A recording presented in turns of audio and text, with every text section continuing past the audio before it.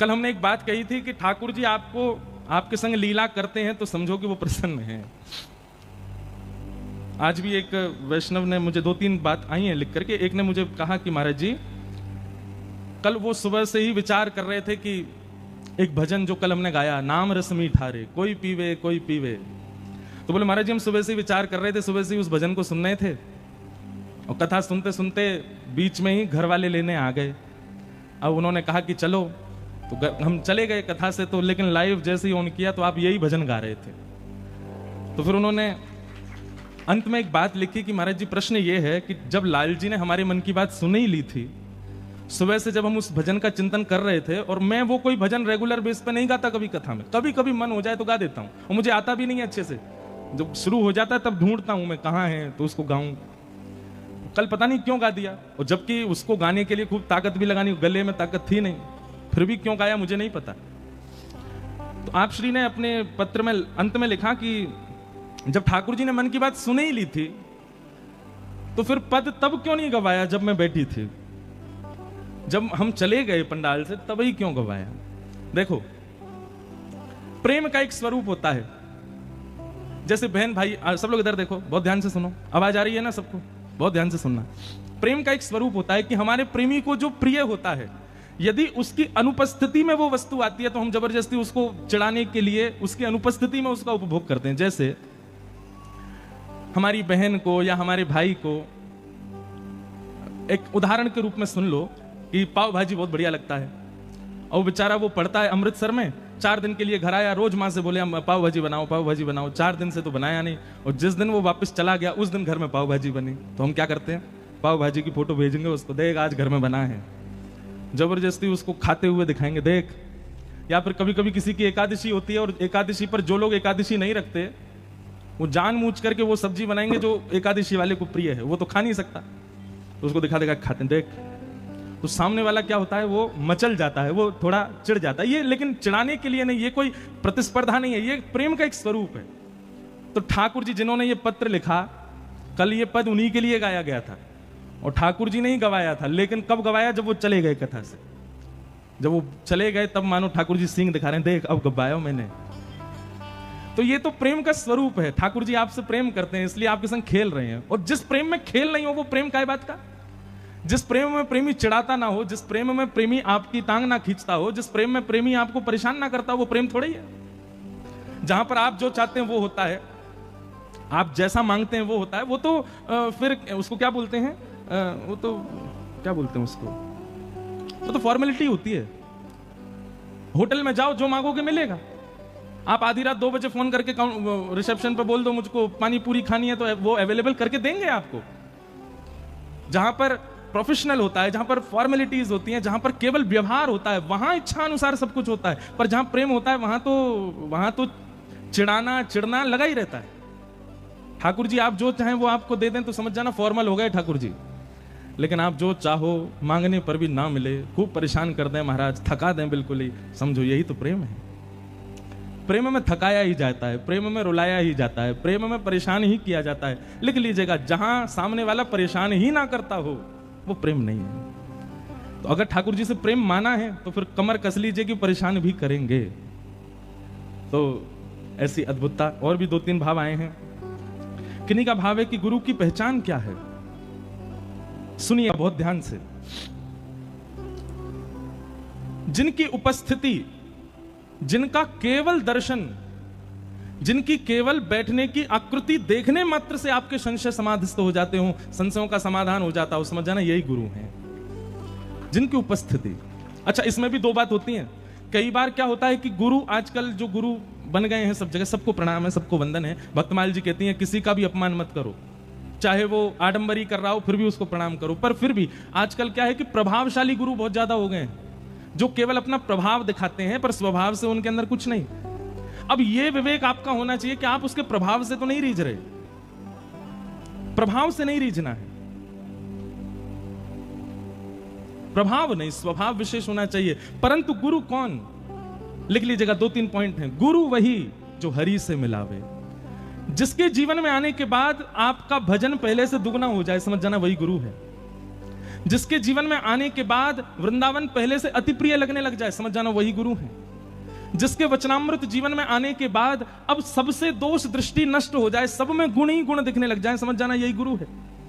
जिसके जीवन में आने के बाद आपके चित्त से जो दोष आप इतने वर्षों में भी नष्ट नहीं कर पाए, अब धीरे धीरे वो दोष नष्ट होने लग जाए, समझ जाना ये गुरु है। तो गुरु वही जो हरि सो मिलावे, गुरु वही जो सदमार्ग दिखावे, और अंतिम बात, गुरु वही जो सब छुड़वा के वृंदावन बसा दे, वही गुरु है। आप लोग देखो, अन्यथा मत लीजिएगा, और अन्यथा लेने वाली बात नहीं है, पर आप सब लोग, कई लोग मुझे यहां दिख रहे हैं, वो तन है केवल उनका जलंधर में, पर वो अपने भाव से, अपने मन से, अपनी विचारधारा से जलंधर में है ही नहीं। और सही बताएं तो असली ब्रजवासी वही जो मन से सदा ब्रज में रहे। आज तन से बहुत लोग ब्रज में रहते हैं। मैं तो कई बार ब्रजवासी को ही डांटूं। अभी मेरी मथुरा में कथा थी, सब ब्रजवासी आते थे कथा में, तो हम ब्रजवासियों से भी कहते थे कि हमारा सौभाग्य कि हम ब्रज में जन्मे हैं। पर ऐसे ब्रज में जन्म लेने के बाद भी जब ब्रज का हमने वह उपयोग नहीं किया जो करना चाहिए, तो क्या फायदा। एक हमने कीर्तन बनाया ना, मंगला उठ यमुना तट जाओ, श्री राधा वल्लभ के दर्शन पाऊं, कृपा अभिलाषी जी राधिका रानी जी, हो सुन लो अर्ज हमारी हमारी, रहूं ब्रज रज को पास। हम तो बस सुना रहे हैं, गा थोड़ी रहे हैं, रुक जाओ, अभी सब गा देंगे तो फिर कथा कब होएगी। चलो गा ही लो। राधिका रानी जी वृषभानु दुलारी जी, राधिका रानी जी वृषभानु दुलारी जी, ओ सुन लो अर्ज हमारी हमारी, रहूं ब्रज रज को पास, रहूं ब्रज रज को। ये इस पंक्ति में हमने 3 भाव लिखे हैं। इन 3 बातों का अगर आपने वृंदावन में पालन कर लिया ना, तो समझ जाना यही असली ब्रजवास है। सबसे पहला, वृंदावन में जाने के बाद में प्रयास करो कि आप 3:30 पौने 4 बजे तो अपना बिस्तर छोड़ दो। सुबह सूर्य उदय आपके सामने होना चाहिए। जलंधर में सो तान दुपट्टा 10 बजे तक, आजकल हम भी 9 बजे तक सो रहे हैं सुबह, 2-2 3-3 बजे तो रात में। और एक तो यहाँ कथा ने हमारा सारा डामाडोल कर दिया सिस्टम। क्यों? 10 बजे तो कथा पूरी होती है, और कहाँ और जगह कथाओं में नियम होता है कि 8:30 बजे तो प्रसाद पा करके 10 बजे तक तो बिस्तर पे होते हैं। अब यहाँ तो हम भोजन भी पहले ही कर आते हैं, शाम को कुछ खाते भी नहीं जाके। तो यहाँ तो पंजाब है भैया, सूर्यास्त पंजाब मस्त। अब वो बात अलग है, कई लोग कुछ और चीजों में मस्त होते हैं, पर हम सब तो महाराज भक्ति में मस्त हो रहे हैं।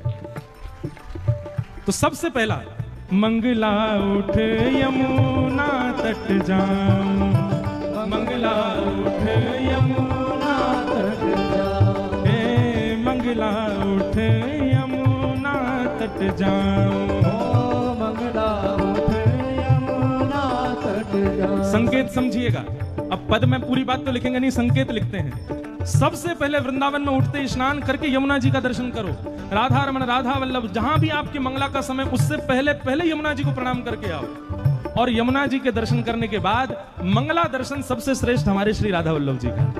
मंगला उठ यमुना तट जाऊं, मंगला उठ यमुना तट। उसके बाद श्री राधा वल्लभ के दर्शन पाऊं, श्री राधा वल्लभ के दर्शन पाऊं, ओ प्यारे राधा वल्लभ के दर्शन पाऊं, प्यारे राधा वल्लभ के दर्शन पाऊं। कीरत सुत प्यारी जी बरसाने वाली जी, कीरत सुत प्यारी जी बरसाने वाली जी, ओ सुन लो अर्ज हमारी हमारी, रहूं ब्रज रज को पास, को पास, रहूं ब्रज रज को पास, पास, रहूं ब्रज रज को पास,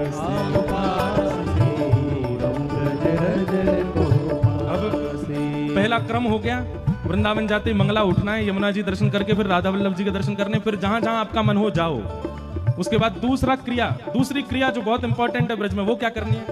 ब्रजवासिन के मधुकरी पाऊं, ब्रजवासिन के मधुकरी पाऊं। जितने लोग बैठे हैं, कितने ने आज तक ब्रजवासिन की मधुकरी पाई है? हाथ उठा, झूठ मत बोलिए। हमारे कृष्णानंद जी महाराज जी जब भी वृंदावन आते हैं मैया से कह के बोले घर की मधुकरी पवाओ। लेकिन एक मधुकरी में एक बात का ध्यान रखना, 2 चीजों का ध्यान। पहली बात तो मधुकरी किसी परिचित के यहाँ नहीं पानी है। आपका परिचित नहीं होना चाहिए जिसके आप मधुकरी पाओ, संतों की बात अलग है। अपरिचित के यहाँ जाओ, और हर बार मधुकरी एक नए घर से होनी चाहिए। दूसरी बात, मधुकरी किसी पात्र में, दोना में, पत्तल में नहीं पानी है। अंजलि, दोनों हाथ एक करो, जितना आ सके इसमें ग्रहण करो। ये 2 क्रिया है भैया। पूरी दुनिया में 1000 माला करने का जो फल मिलेगा, 100 यज्ञ करने का जो फल मिलेगा, वो ब्रजवासी के यहाँ की टूक प्रसादी मधुकरी पानी से मिल जाएगा। और भैया हमें फल नहीं चाहिए, हमें तो श्याम सुंदर चाहिए। आप मधुकरी पाकर के वृंदावन में एक बार रहो तो सही, स्वप्न में ही सही, ठाकुर जी दिखेंगे जरूर। मधुकरी की है। आज कितने संत जन वृंदावन में मधुकरी पर रहते हैं। ब्रजवासिन के मधुकरी पाऊं, ब्रजवासिन के मधुकरी पाऊं। ओ प्यारे राधा रमण संग नैन लगाऊं, राधा रमण संग नैन लगाऊं। ओ प्यारे राधा रमण संग नैन लगाऊं, प्यारे राधा रमण संग नैन लगाऊं। कृपा अभिलाषी जी ओ सुन लो प्यारी जी, कृपा अभिलाषी जी सुन लो मेरी प्यारी जी। ऊंचे महलन वारी जी, वृषभानु दुलारी जी, ऊंचे महलन वारी जी, वृषभानु दुलारी जी। ओ सुन लो अरज हमारी हमारी, रहूं ब्रज रज को पासे, रहूं ब्रज रज को पासे, रहूं ब्रज रज को पासे, रहूं ब्रज रज को। तीसरा काम ब्रज में क्या करना है? हे रसिक जनन की सेवा पाऊं, रसिक जनन की सेवा पाऊं। हमारी एक प्रार्थना है, रसिक जनन की सेवा कहाँ है? इतने हजारों लाखों करोड़ों लोग वृंदावन जाते हैं भैया। आज वृंदावन को आवश्यकता है कि वृंदावन स्वच्छ बने, वृंदावन पहले जैसो बने, जैसे ठाकुर जी के समय को वृंदावन वैसो बने। आप वृंदावन जाकर के हमारी कई एक बात मानो भैया, बिहारी जी बाद में जाइयो, 2 दिना लेके जाओ। एक दिना पूरे ब्रजमंडल की सेवा करो, दूसरे दिना केवल दर्शन करो। पहले दिना जाते ही रज की सोहनी करो। वृंदावन में सोहनी सेवा बड़े बड़े संतन ने करी है। ब्रज में जाकर के सोहनी करो। हमारे जो जलंधर की जिस कमेटी से ये पूरी कथा हो रही, कुंज बिहारी हैं, राधा कुंज बिहारी सेवा समिति, श्री राधा कुंज बिहारी सेवा समिति को हम व्यासपीठ से निवेदन कर रहे हैं कि जलंधर से खूब सारे वैष्णवों को लेकर के वृंदावन जावें और एक दिन केवल पूरे परिक्रमा मार्ग में सोहनी करके आओ। बिहारी जी, राधा वल्लभ जी तो सब कर लें दर्शन। महाराज सोहनी करके आओगे और जब सोहनी करोगे रज उड़ उड़ करके अपने आप आपके गूपों में प्रवेश करेगी, मुख में प्रवेश करेगी, आंख में जावेगी, नाक में जावेगी, भीतर प्रवेश करेगी। आप ही ब्रजरज के समान है जाओगे। तो बिहारी जी के पास आपको नहीं जाना पड़ेगा, बिहारी जी आएंगे आपके पास में। तो जब भी समय लगे, जब भी आप लोगों की अनुकूलता हो, अगला ट्रिप हमारे कैसे ऐसा करो वृंदावन में, अगली बार पूरी परिक्रमा में सोहनी करके आओ, स्वच्छ करके आओ। वहां से अगली बार कभी जाओ तो महाराज घुटने घुटने उतर जाओ जमुना जी में, जहां लगे कि जमुना जी में नहीं थोड़े सो गंदगी कहीं से आ रही है, सबको निकालो। ब्रज की सेवा करो। ये तीसरी रीति होनी चाहिए वृंदावन की। रसिक जनन की सेवा पाऊं, रसिक जनन की सेवा पाऊं, ब्रजवासिन की सेवा पाऊं, ब्रजवासिन की सेवा पाऊं। ओ प्यारे कुंज बिहारी संग नेह लगाऊं, प्यारे कुंज बिहारी संग नेह लगाऊं। ओ प्यारे बिहारी संग नेह लगाऊं, प्यारे कुंज बिहारी संग नेह लगाऊं। ओ महलन वारी जी, वृषभानु दुलारी जी, महलन वारी जी, वृषभानु दुलारी जी, ओ अति सुकुमारी जी, ओ राधा प्यारी जी, अति सुकुमारी जी, श्री राधा प्यारी जी, ओ सुन लो अर्ज हमारी हमारी, रहूं ब्रज रज को उपासी उपासी, रहूं ब्रज रज को उपासी, रहूं ब्रज रज को उपासी। भाव से ओ राधिका रानी जी, वृषभानु दुलारी जी, राधिका रानी जी, वृषभानु दुलारी जी, ओ सुन लो अर्ज हमारी हमारी, रहूं ब्रज रज को उपासी, रहूं ब्रज रज को उपासी, रहूं ब्रज रज को उपासी, रहूं ब्रज रज को उपासी। तो गुरु वही जो सब छोड़ वृंदावन में बसा दे। चाहे तन से आप कहीं भी रहो, पर मन में, बुद्धि में, चिंतन में सदा वृंदावन बना रहे, समझो वही गुरु है। इस पद में अंतिम पंक्ति और लिखी हमने एक, क्योंकि हम अपने पद में प्रयास करते हैं अंतिम पंक्ति में श्री गिरधर लाल जी का नाम, क्योंकि वही लिखवाते हैं। तो ब्रज में रह के अभिलाषा क्या है? तो प्रथम हो गया मंगला दर्शन करेंगे, द्वितीय हो गया मधुकरी पाएंगे, तृतीय हो गया रसिक जनों की सेवा, ब्रजवासियों की सेवा करेंगे। इन सब के बदले चाहिए क्या? अरे वृंदावन बस के बाहर बढ़ाओगे वृंदावन को? नहीं नहीं ठाकुर जी। तो फिर अंतिम पंक्ति में लिखा, गोवर्धन पर्वत पे राजो, गोवर्धन पर्वत पर। हमने अनेक संत जनों की वाणियां पढ़ी हैं, अनेक भाव पढ़े हैं, और उन सबसे दो निचोड़ निकाले कि श्री प्रिया प्रियतम की नित्य विहार लीला दो जगह पर होती है ज्यादातर ब्रजमंडल में, या तो यमुना जी के तट पर या श्री गिरिराज जी में पर्वत पर।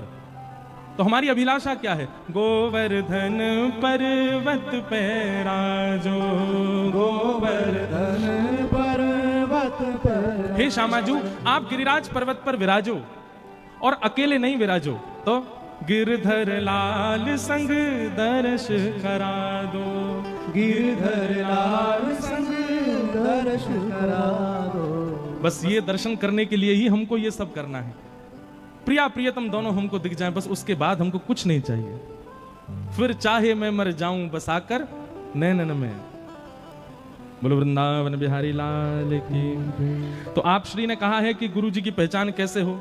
जिसकी उपस्थिति से आपके संशय निवृत्त हो जाते हो, जिसकी आज्ञा पर आपको दो बार सोचना ना पड़ता हो। एक बार आज्ञा हुई तो आपकी यही चिंता है कि आज्ञा पूरी कैसे हो, बस उसी को गुरु मान लीजिए। और जिसकी कृपा से, क्या बता रहा था मैं? गुरु वही जो हरीसों मिलावे, गुरु वही जो वृंदावन में बसा दे, गुरु वही जो सब प्रपंच छुड़ा दे, वो गुरु है। फिर आपने दूसरा भाव लिखा, अगर हमसे वैष्णव अपराध हो जाए तो हमें ठाकुर जी को कैसे मनाएं? हमने इसका एक कई बार कथाओं में कहा है, बहुत ध्यानपूर्वक सुनिए सब लोग, इधर देखो। अगर आपसे कोई वैष्णव अपराध बना है, आपने किसी वैष्णव के प्रति दुर्भाव अपने चित्त में रखा है, तो वैष्णव अपराध का यह प्रतिफल होता है कि ठाकुर जी आपका त्याग कर देते हैं। फल नहीं होता, यह दोष होता है। ठाकुर जी त्याग कर देते हैं, आपका भजन कम होने लग जाएगा, आपका कथाओं में रुचि कम हो जाएगी, वृंदावन जाने पर थोड़ी नीरसता लगने लगेगी। ऐसी सब स्थितियां चित्त में आने लग जाएं तो समझ जाओ कि आपसे कोई वैष्णव अपराध बना है। तो वैष्णव अपराध होने पर एक ही उपाय है, क्या? स्वयं को दंड उत्सव दीजिए। क्या करना है? दंड उत्सव। भक्तमाल जी में कथा आती है, एक रसिक मुरारी जी करके भक्त हुए भगवान के, उनके गुरुदेव ने किया था दंड उत्सव। दंड उत्सव क्या होता है? आप जैसे ही लगे कि अब भजन कम हो रहा है, वृंदावन के प्रति नीरसता आ रही है, कथा में मन नहीं लग रहा है, वैष्णव अब प्रिय नहीं लग रहे हैं, नाम जप में पहले जैसी रुचि नहीं है, तो वैष्णव अपराध बनाए जरूर, तुरंत वृंदावन जाओ और 5 दिन के लिए स्वयं को वहां दंड दीजिए। कैसा दंड देना है? बोले सोहनी करो, रसिक जनों के सन्मुख बैठ करके सबको प्रणाम करो, आंखों के आगे दिखने वाला कोई भी व्यक्ति क्यों ना आ जाए उससे क्षमा मांगो। चाहे वो रिक्शा वाले भैया, भैया हमको क्षमा कर दो, टम्पो वाले भैया आ जाओ, उनसे बोलो क्षमा कर दो। अब कहां तक जाएं, अब तो बहुत अति हो जाएगी। नहीं तो महाराज वृंदावन का तो कीट पक्षी पतंगा कोई भी सामने आ जाए उससे भी क्षमा मांगो, हमको क्षमा कर दो। 4 दिन तक अपने आप को दंड उत्सव दीजिए, ये दंड भी है और उत्सव भी है। दंड देते हुए उत्सव मनाओ, क्या सबसे क्षमा मांगो, और फिर अंतिम दिन जरा भंडारा करो किसी भी आश्रम में जाकर के, खूब सारे रसिकजनों को बुला करके सबको भोजन प्रसाद पवा करके दक्षिणा देकर के सबसे क्षमा मांग करके फिर लौट करके जलंधर आओ। देखना आपका भजन बढ़ जाएगा, आपका पुनः कथा में प्रति रुचि बढ़ जाएगी, वृंदावन के प्रति प्रेम बढ़ जाएगा, फिर से ठाकुर जी के प्रति प्रिय लगेगा। वैसे देखो हर महीना अपने आप को दंड उत्सव दिया करो, 2 दिन का, 4 दिन का, 1 दिन का, जितने दिन वृंदावन में रहते हो उतने दिन दंड उत्सव करके आओ, सबसे क्षमा मांग के आओ, क्योंकि हमसे अपराध बनते ही बनते हैं। क्षमा मांगने से अपराध नष्ट होता है, वैष्णव अपराध। फिर किन्हीं का एक गंभीर प्रसंग भी आया है। उन्होंने कहा है कि महाराज जी आप कहते हो तजोरे मन हरि विमुखन को संग, हम नहीं कहते, गोस्वामी श्री सूरदास जी महाराज कह रहे हैं और शास्त्र आज्ञा भी कर रहे हैं। फिर आपने कहा कि हमारे पिताजी ने धर्म परिवर्तन कर लिया है, भगवान को गालियां देते हैं, घर में दूसरे धर्म के ग्रंथों का पाठ करते हैं, दूसरे धर्मों का पाठ करते हैं, उनके इस आचरण से हम सबको असहनीयता होती है, उनका त्यागने का मन करता है, त्याग भी नहीं पा रहे, आप आज्ञा करो क्या करें। भैया देखो सब लोग ध्यान से सुनो, ये संकीर्णता तो बहुत फैलती जा रही है, धर्म परिवर्तन की पूरे भारत में ही फैल रही है, पर पंजाब इसका गढ़ बनता जा रहा है। बहुत ज्यादा लोग अपने धर्म को परिवर्तन, अब ये पता है क्या है, धर्म परिवर्तन किस लिए किया गया, केवल लोभ में आकर के, और लोभ में आकर के आप जो कुछ भी करते हो, पाप के पिताजी का नाम है लोभ। तो अब उनको तो हम क्या ही समझाएं जो कर रहे हैं ये सब काम। बस ये समझ लीजिए कि एक विवाह होते हुए भी अन्यत्र किसी के साथ में संबंध रखना, उसका जितना बड़ा पाप लगता है उससे कई गुना ज्यादा पाप लगता है धर्म परिवर्तन करने से। सौभाग्य से मिला है हमको हिंदू राष्ट्र, सौभाग्य से मिला है हमको ऐसा जन्म, सौभाग्य से मिला है हमको सनातन धर्म, और हम उसका त्याग करके अन्यत्र किसी के शरण में जा रहे हैं। हमारा कल्याण कैसे होगा? अधोगति तो निश्चित है। लेकिन अब जिनका ये प्रश्न है कि उनके मन में इच्छा हो रही है अब क्या करें, घर में तो ये सब चल रहा है, तो भैया देखो आप तो प्रहलाद जी को अपना गुरु मानो। प्रहलाद जी महाराज के पिताजी क्या नाम था उनका? हिरण्याक्ष नहीं, हिरण्यकश्यप। हिरण्याक्ष उनके चाचा जी का नाम है। तो हिरण्यकश्यप जो हैं वो कैसे, ये ऐसे ही हैं, भगवान को गालियां देते हैं, घर में उल्टे सीधे काम होते हैं, सब तरीके से प्रहलाद को रोकते हैं कि तुम भजन मत करो, तुम ये मत करो, तुम। पर प्रहलाद जी ने पता है क्या किया? प्रहलाद जी ने पिताजी का त्याग नहीं किया, अपना भजन नहीं छोड़ा, करते रहे करते रहे करते रहे। सब अपना प्रारब्ध भोग रहे हैं संसार में, सब अपने प्रारब्ध से कर रहे हैं इस संसार में जो कर रहे हैं। तजोरे मन हरि विमुखन को संग, वहां पर सूरदास जी कहते हैं मन से त्याग करो सामने वाली व्यक्ति का, तन से त्याग मत करो। आपको तन से नहीं छोड़ना उसको, मन में जो उसकी स्थिति थी, मन में जो उसका सम्मान था, उसका त्याग कर दो। महादेव ने सती का त्याग किया। कैसे त्याग किया? सती परीक्षा लेकर के आई राम जी की, तो महादेव को पता चल गया कि बताओ इतना विश्वास नहीं, भगवान की परीक्षा लेकर के आई है। और फिर महादेव ने पूछा कि आप कहां गई, तो झूठ और बोल दिया कि मैं तो पास से प्रणाम करने गई थी। महादेव ने क्या किया? सती का त्याग किया, पर त्याग तन से नहीं किया, मन से किया। कैसे त्याग किया? जो आसन बगल में लगाते थे हमेशा, उसको सामने लगा दिया। अब आप हमारे बगल में बैठने योग्य नहीं हो, सामने बैठो, क्योंकि बगल में तो गृहिणी बैठेगी और गृहिणी का भाव आप खो चुकी हो अब। इसलिए जो कोई भी इस प्रकार के हैं जो हरि विमुख हैं और उनसे आपका ऐसा संबंध है कि आप तन से उनको छोड़ नहीं सकते, तो मन से उनका त्याग करो। फिर तो केवल एक व्यवहार मात्र निभाओ कि आपसे हमारा यह संबंध है। तो जब तक इसके पीछे कथा सुनाए, जगन्नाथ भगवान के एक परम भक्त हुए, मैंने कई बार सुनाई है ये कथा, और ये प्रश्न एक बार नहीं बहुत बार आ चुका है मेरे पास, पर जलंधर में है तो मैं सुना देता हूं। भगवान जगन्नाथ जी के परम भक्त हुए, उनका नाम था अंगद जी। क्या नाम था? अंगद जी। अंगद जी जो थे वो एक राजा के मंत्री थे। बहुत ध्यान से सुनना। अंगद जी की जो पत्नी थी वो बहुत सुंदर थी और अंगद जी उससे बहुत प्रेम करते थे, परंतु पत्नी जो थी वो परम भक्त थी, कथाओं में जाना, सत्संग सुनना, ये सब में उसकी बड़ी रुचि। अंगद जी को कथा वथाओं से कोई मतलब नहीं था।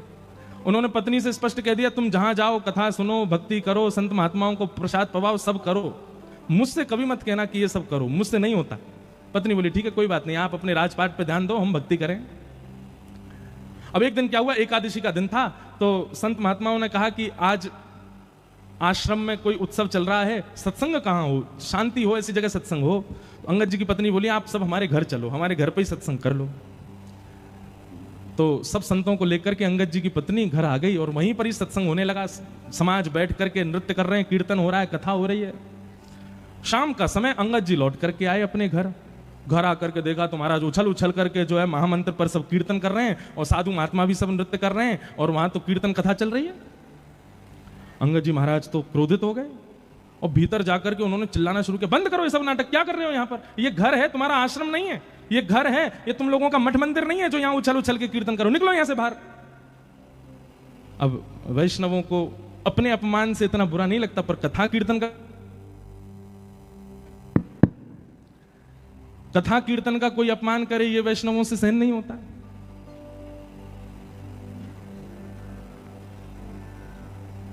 सब लोग चले गए। अंगद जी की पत्नी बिल्कुल नीची नजर की और महाराज लाल पड़ गया था चेहरा उसका। अंगद जी प्रेम तो करते थे अपनी पत्नी से, आज जाके बोले देखो मैंने तुमसे कभी कुछ नहीं कहा, तुम सत्संग करो, कथा सुनो, भक्ति करो, कुछ भी करो, पर ये घर में लाने की जरूरत नहीं है, अपना बाहर जाके किया करो सब काम। उसी समय अंगद जी की पत्नी बोली, ये बात आप प्रेम से मुझे सत्संग के बाद भी कह सकते थे। कम से कम गुरुजन और इतने सब साधु महात्मा सत्संगी आए थे, उन सब के बीच में उपद्रव तो नहीं करना चाहिए था आपको। और ये मुझसे प्रेम से बात क्यों कर रहे हो? मैं कौन हूं? गृहिणी हूं, पत्नी हूं, केवल इसलिए प्रेम से बात करो। इतना ही प्रेम उनके सामने दिखा दिया होता, वहां तो तुम चिल्ला रहे थे। अरे जिन गुरुजनों के चरणों में प्रणाम करती हूं, जिन संत जनों को मैं वंदन करती हूं, उनके सामने तुमसे प्रेम से नहीं बोला गया, मुझको प्रेम दिखा रहे हो। सुनिए, आपके इस कृत्य की क्षमा तो नहीं दे सकती मैं आपको, पर मैं आपको छोड़ करके भी नहीं जा सकती, क्योंकि मैं पतिव्रता नारी हूं, आपके साथ रहना पड़ेगा मुझको। पर मेरा आज से नियम होगा क्या, मैं घूंघट करके रहूंगी, आपको ना तो अपना मुख दिखाऊंगी ना आपका मुख देखूंगी।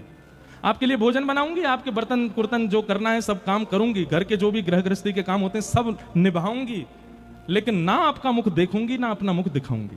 ये मेरा आज प्रण है।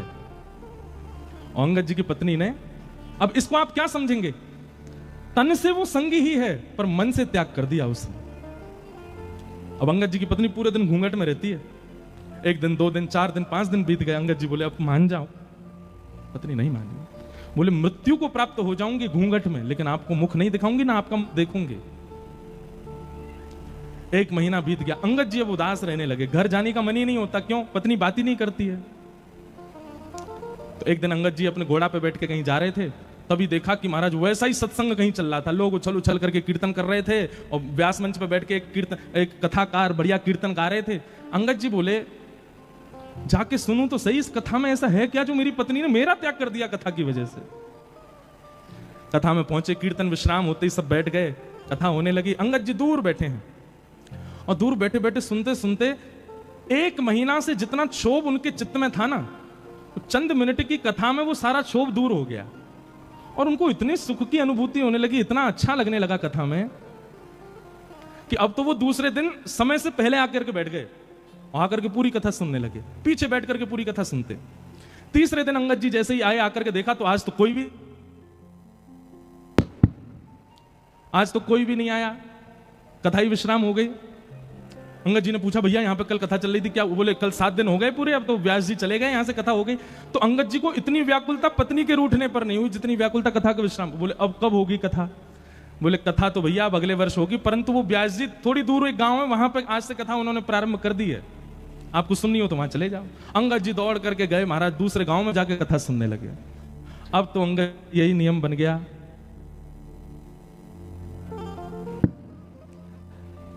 बोलो वृंदावन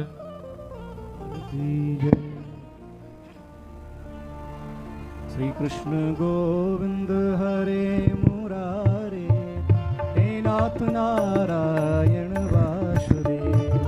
श्री कृष्ण गोविंद हरे मुरारे, हे नाथ नारायण वासुदेव। श्री कृष्ण गोविंद हरे मुरारे, हे नाथ नारायण वासुदेव। श्री कृष्ण गोविंद हरे मुरारे, हे नाथ नारायण वासुदेव। ठाकुर जी खेल रहे हैं, माइक बंद कर रहे हैं बार बार, पर या से ज्यादा ना खेल जाइयो लाला, नहीं तो हम ब्रजवासी दिखाई देंगे फिर। बोलो वृंदावन बिहारी लाल। तो हम क्या बता रहे थे? अंगद जी महाराज दूसरे गांव में जाके कथा सुनने लगे। इतनी आसक्ति कथा के प्रति हो गई उनकी। अब तो अंगद जी को घर में पत्नी रूठी बैठी है, उससे भी उनको कोई फर्क नहीं। बढ़िया जाते हैं, प्रेम से घर में जाते हैं, पत्नी भोजन खिला देती है, पा लेते हैं, सो जाते हैं, सुबह उठ के राजपाट का काम देखते हैं, दोपहर में जाके कथा सुनते हैं। ऐसा नियम चलने लगा। पत्नी के भी मन में होने लगा, पहले तो इनको चिंता थी कि मैं देखती नहीं हूं, अब तो ये चिंतित भी नहीं लगते मुझको। एक दिन गांव में पुनः कथा होने लगी और जैसे ही कीर्तन प्रारंभ हुआ महाराज, तो अंगद जी महाराज पीछे खड़े होकर उछल उछल करके उन्माद नृत्य कर रहे थे।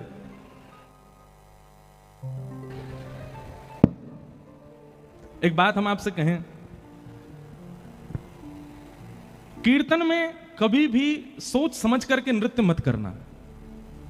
4 आदमी उठा रहे हैं तब आप नृत्य करो, इससे बढ़िया मत करो। नृत्य कब करो? जब आप स्वयं को रोक नहीं पाओ, तब ही नृत्य करना।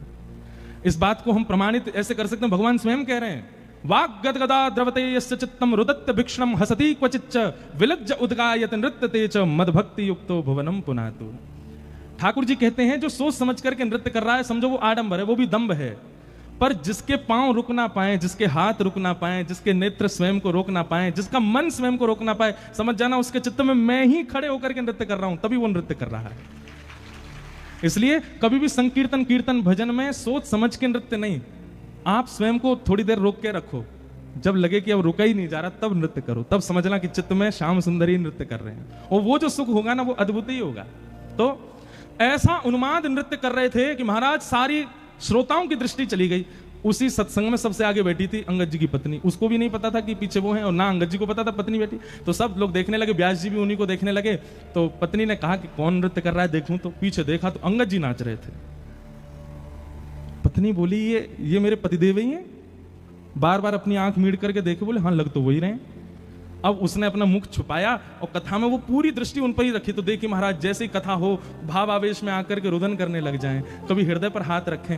पत्नी को लगा कहीं ऐसा तो नहीं मुझको रिझाने के लिए ऐसा कर रहे हैं। उसने कुछ दिन जांच पड़ताल की, किसी से बात की कि भैया ये वैष्णव तो बड़े आनंद, अरे महाराज इनकी तो पूछो मत, ये हर गांव में कथा सुनने जाते हैं और पिछले 1 वर्ष से कथा सुन रहे हैं, इनका तो भाव ही अलग है, इनका तो भाव ही विलक्षण है। पत्नी समझ गई, बोले कि अब अंगद जी पुराने वाले नहीं है। आज घर पर जैसे ही गए तो पत्नी उघारे मुख से खड़ी थी, घूंघट उठा के। अंगद जी जैसे ही घर पहुंचे तो देवी मैं आ गया हूं, घूंघट कर लो। अंगद जी की पत्नी बोली अब घूंघट नहीं करना, हरि विमुख अंगद से मैंने घूंघट किया था, अब हरि सन्मुख अंगद है, अब आपसे काय को घूंघट करूं मैं, आप मेरा मुख देख लो। लेकिन अब अंगद जी की स्थिति क्या हो गई सुनो।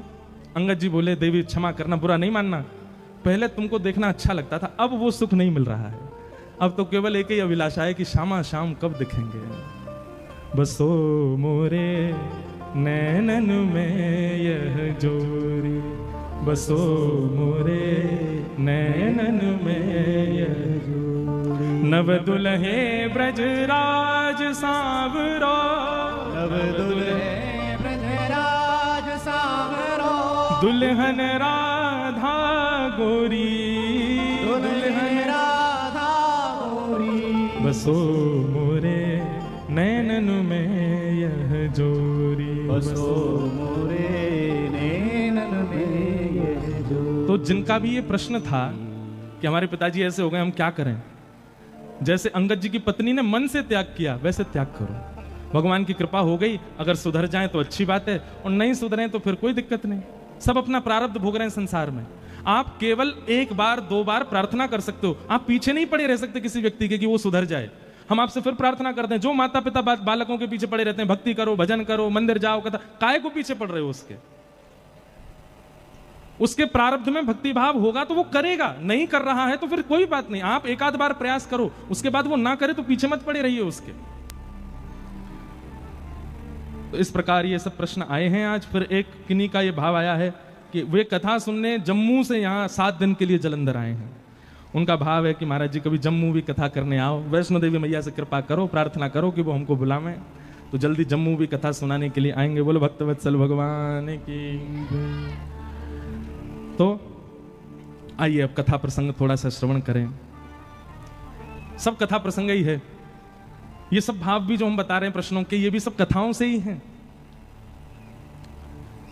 सौनकादि ऋषि बैठे हैं सामने और सूत जी महाराज से उन्होंने 6 प्रश्न किए।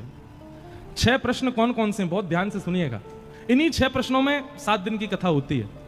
सबसे पहला प्रश्न, किम श्रेय? दूसरा, शास्त्र सारः क? तीसरा, स्व अवतार प्रयोजनम? चौथा, किम कर्म? पांचवा, के अवतारश्च? और छठवा, धर्म कम शरणम गतः।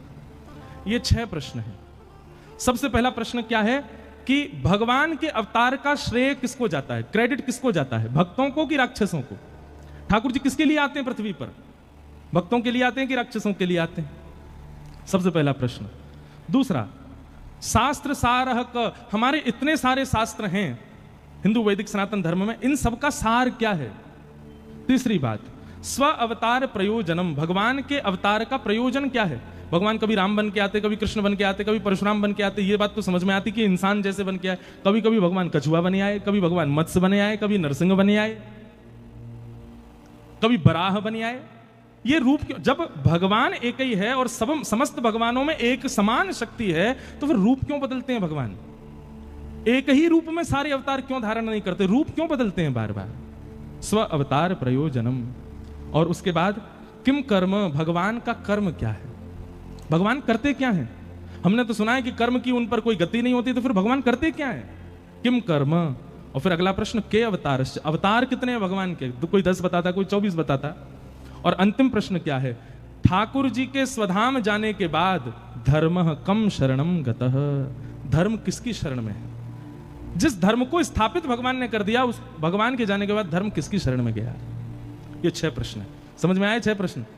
आए तो कोई के नहीं है, फिर भी सुन लो। पहला प्रश्न, भगवान के अवतार का श्रेय किसको जाता है? किसके लिए आते हैं भगवान? राक्षसों के लिए? राक्षसों के लिए आते हैं कि भक्तों के लिए आते हैं? बताओ। हैं? वो तो हमको पता है, जबरदस्ती बहती गंगा में हाथ तो सब धो ही दोगे। प्रमाणित करो कि भक्तों के लिए आते हैं, राक्षसों के लिए। और अगर भक्तों के लिए आते हैं तो फिर क्यों रावण को मारा? भक्तों के लिए आते हैं तो क्यों पहले प्रहलाद पर कृपा ना करके पहले हिरण्यकश्यप को मारा? देखो, ठाकुर जी आते तो भक्तों के लिए ही हैं, पर उस भक्त का इतना स्मरण किया जा चुका होता है राक्षसों के द्वारा, उस भक्त के भले ही कुभाव से ही सही, उस भक्त की इतनी सेवा की जा चुकी होती है राक्षस के द्वारा, नित्य दर्शन। अरे भाई, वैष्णव दर्शन ही तो बहुत बड़ा लाभ है। अब भले ही हिरण्यकश्यप द्वेष बुद्धि से करता था, पर करता तो था प्रहलाद के दर्शन। तो इतने दर्शन कर लिए भक्त के कि महाराज उस दर्शन से इतना फल बढ़ गया, वैष्णव दर्शन से इतना फल बढ़ गया राक्षस का, कि भगवान आते पहले राक्षस का वध करते हैं, राक्षस पर अनुग्रह करते हैं। अब बुलाया किसने? गजेंद्र ने। पर आते ही सुदर्शन चक्र कहां चलाया? ग्राहक के ऊपर, मगरमच्छ के ऊपर। क्यों? गजेंद्र के पैर को मुख में लेके बैठा था, भक्त के पांव को शरणागति लेकर के बैठा, इसलिए पहले उस पर कृपा की। तो आते तो ठाकुर जी वैष्णव भक्तों के लिए हैं, पर उन वैष्णव भक्तों को प्रताड़ित करने वाले ये राक्षस इतना वैष्णव संग कर चुके हैं कि इन पर कृपा हो जाती है और ठाकुर जी पहले इनका उद्धार कर देते हैं। तो ठाकुर जी किसके लिए आते हैं? वैष्णवों के लिए, भक्तों के लिए आते हैं। फिर दूसरा प्रश्न क्या है? शास्त्र सारः क? बहुत ध्यान से सुनिएगा, ये प्रश्न आप लोगों से कई लोग पूछ सकते हैं, कई विधर्मी पूछ सकते हैं, इसका उत्तर आपके पास होना चाहिए। हमारे हिंदू वैदिक सनातन धर्म में इतने सारे शास्त्र हैं, इनका सार क्या है? एक बात आप ध्यान पूर्वक सुनिए। वेद व्यास जी महाराज ने 4 वेद लिखे, 17 उपपुराण लिखे, 18 उपपुराण लिखे, 18 महापुराण लिखे। परंतु श्री वेद व्यास जी महाराज ने श्रीमद् भागवत जी की कृति में एकादश स्कंद में इस बात को स्पष्ट कर दिया, हमने जितने भी ग्रंथ लिखे हैं, हमने जितने भी शास्त्र लिखे हैं, जितने भी पुराण लिखे हैं, उन सबका सार यदि आपको लेना हो तो श्रीमद् भागवत जी की शरण में जाओ। सारम सारम समद्वितम। अगर आप भागवत जी के भाव सुनते हो तो आपने 4 वेद, 18 उपपुराण, 18 महापुराण सबको सुन लिया। भागवत जी प्रमाणित ग्रंथ हैं।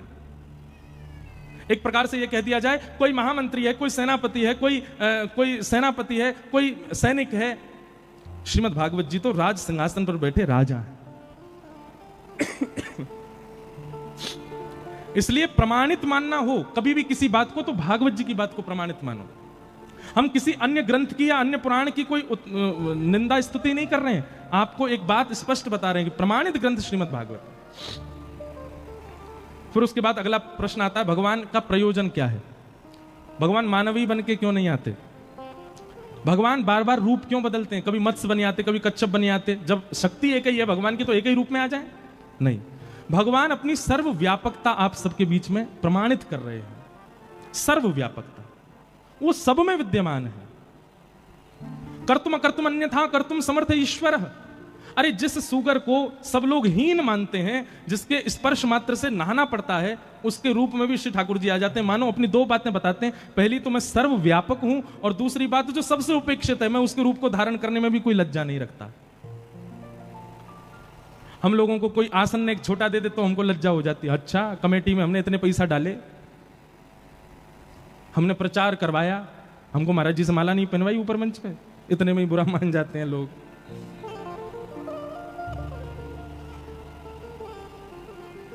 तो ठाकुर जी अपनी सर्वव्यापकता बताते हैं अनेक अनेक रूप में आकर के। किम कर्म, भगवान करते क्या हैं? मैं भगतन को दास भगत मेरे मुकुट मणि। ठाकुर जी करते क्या है पता है? केवल भक्तों के प्रेम भाव को ही ढूंढते रहते हैं कि अब ये क्या करने वाले हैं, अब ये कौन सा भाव मुझे प्रस्तुत करने वाले हैं। संसार के जितने भी चतुर लोगों के भाव हैं, ये सब भगवान को पता होते हैं, पर प्रेम लक्षणा भक्ति में जो भक्त रहता है, उसके प्रेम का अब क्या भाव आने वाला है, ये ठाकुर जी को नहीं पता होता। उसको देखने के लिए ठाकुर जी बैठे रहते हैं। जैसे हमारे अष्टछाप के सखाओं में कौन हुए? कुम्भनदास। अष्टछाप के सखाओं में कौन हुए? श्री गोविंद स्वामी। अष्टछाप के सखाओं में कौन हुए? श्री सूरदास। अष्टछाप के सखा श्री गोविंद दास जी की एक लीला आती है कि गोविंद दास, बहुत ध्यानपूर्वक सुनिएगा नहीं तो आपके मन में प्रश्न उठ सकते हैं। गोविंद दास जी एक दिन शौच के लिए गए। सोचो उनकी भक्ति स्थिति कितनी ऊंची है। गोविंद दास जी एक दिन सुबह सुबह शौच करने के लिए गए जंगल में, और शौच करने के लिए जब गए तो ठाकुर जी के मन में आ गया कि मुझे इसके संग खेलना है। और शौच करते हुए गोविंद दास जी बैठे हैं, शौच निवृत्त हो रहे हैं, और सोई ठाकुर जी वन में पहुंच गए, और पीछे थे फलन ने तोड़ तोड़ के गोविंद दास पे मार रहे हैं। अब गोविंद दास देखे कौन आया, पीछे देखो त्रिमंगल अली ठाकुर जी खड़े हैं। अब आप विचार कर सकते हो, हम इतने शुद्ध, इतने पवित्र, इतनी मर्यादाओं का पालन करते हैं, तब भी ठाकुर जी के सामने अपने घर की सेवा में जाते हैं, और यहाँ गोविंद दास के साथ में ठाकुर जी ये भी विचार नहीं करते कि वो शौच के लिए जा रहा है। और ये केवल गोविंद दास के साथ हुई घटना नहीं है। इसी कलिकाल में, इन्हीं 50 वर्ष के अंतराल में हमारे गोरखपुर में विराजमान हुए श्री राधा बाबा महाराज। नाम सुना राधा बाबा का? राधा बाबा महाराज की ऐसी अद्भुतता, वे अपने संपूर्ण जीवन काल में कभी वृंदावन नहीं आए, पर उन्होंने वृंदावन के लिए एक ग्रंथ लिखा, एक छोटी सी पुस्तक लिखी, उसका नाम है केली कुंज। और केली कुंज में बाबा ने एक एक बात लिख दी। केसी घाट से बिहारी जी कितने दूर हैं, बिहारी जी से राधा वल्लभ जी की दूरी कितनी है, बीच में कैसे कैसे चौराहे आते हैं, कहां पर कैसे, कहां पर भगवान की गौचारण लीला हुई है, कहां पर अक्रूर घाट है, अटल वन कहां पर है, ये सब केली कुंज में महाराज जी ने लिखा है। उनसे किसी ने पूछा, बाबा आप कभी वृंदावन तो गए नहीं, तो वृंदावन को पूरा भाव कहां थे आगो? बोले मैं वृंदावन ना गया, वृंदावन मुंह में ही रहे, मेरे चित्त में ही रहे। तो किसी ने कहा बाबा आप तन से भी एक बार वृंदावन जाओ, तो वे कहते बोले अगर मैं तन से वृंदावन गया तो फिर वापस कभी आ नहीं पाऊंगा, या हमारे मैं जाऊं ना हूं। ऐसे राधा बाबा महाराज गोरखपुर में विराजते थे। तो उनकी लीला में एक बात आती है कि वे सुबह सुबह जब शौच के लिए जाते थे, सुबह 4:30-5 बजे, एक माताजी, बूढ़ी माताजी उनके पीछा करती थी। और जब वे शौच के लिए दूर वन में बैठे होते तो वो माताजी एक झाड़ी के पीछे बैठ के बाबा को देखती थी। तो बाबा के किसी शिष्य परिकर ने ये देख लिया, उसने माताजी को पकड़ के कहा, बोले हे मैया सुनो, तुम, हम सब जानते हैं तुम सुबह सुबह जाती हो बाबा के पीछे, है शौच के समय तो कम से कम ये सब नहीं करना चाहिए आपको। संत महापुरुष हैं बेचारे, पूरे दिन दर्शन देते हैं, दुनिया भर के लोग दर्शन करने आते हैं, पूरे दिन दर्शन किया करो, आप सुबह सुबह क्यों जाती हो उनके पीछे? तो माताजी के नेत्र सजल हो गए, वो बोले मैं बाबा के पीछे नहीं जाती। तो बोले बाबा जब सुबह सुबह शौच के लिए जाते हैं ना, तब इनके पीछे नन्हों से, सांवरों सलोनों से एक बालक जावे, और वो बाबा के सामने ही बैठो रहे। वो पूरे दिन नहीं रहता, वो सुबह सुबह जब ये शौच के लिए जाते हैं तभी आता है। मैं तो उस बालक को देखने जाती हूँ। और बाबा जब शौच में बैठे होते हैं ना, तो इन दोनों की आपस में चर्चा चलती है, बड़े ठाके मार मार के दोनों हंसते हैं, मैं तो वो देखने जाती हूँ। मतलब आप विचार कर रहे हैं, भक्तों की वो स्थिति जिसको हम परम अपवित्र मानते हैं, उस स्थिति में भी भक्त चले जाते हैं, तो ठाकुर जी वहां भी आ रहे हैं उनके पास में। तो ऐसी स्थितियों में ऐसे भक्तों के भाव देखने के लिए, उनका अनुकरण करने के लिए ठाकुर जी, यही कर्म है ठाकुर जी का, कौन भक्त कब कहां क्या कर रहा है, कौन से भाव से मुझको बज रहा है, किस भाव से मुझे अर्पण कर रहा है, वही भाव प्रिय है ठाकुर जी को, वही भाव देखने के लिए ठाकुर जी आते हैं। आहा।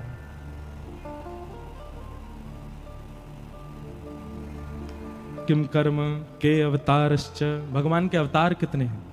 भागवत जी में इसका भी प्रमाण है कि भगवान के अवतार असंख्य हैं, पर कुछ पढ़ने सुनने जानने के लिए दशावतार और 24 अवतार अंश और कला अवतारों के रूप में ये बताए गए हैं।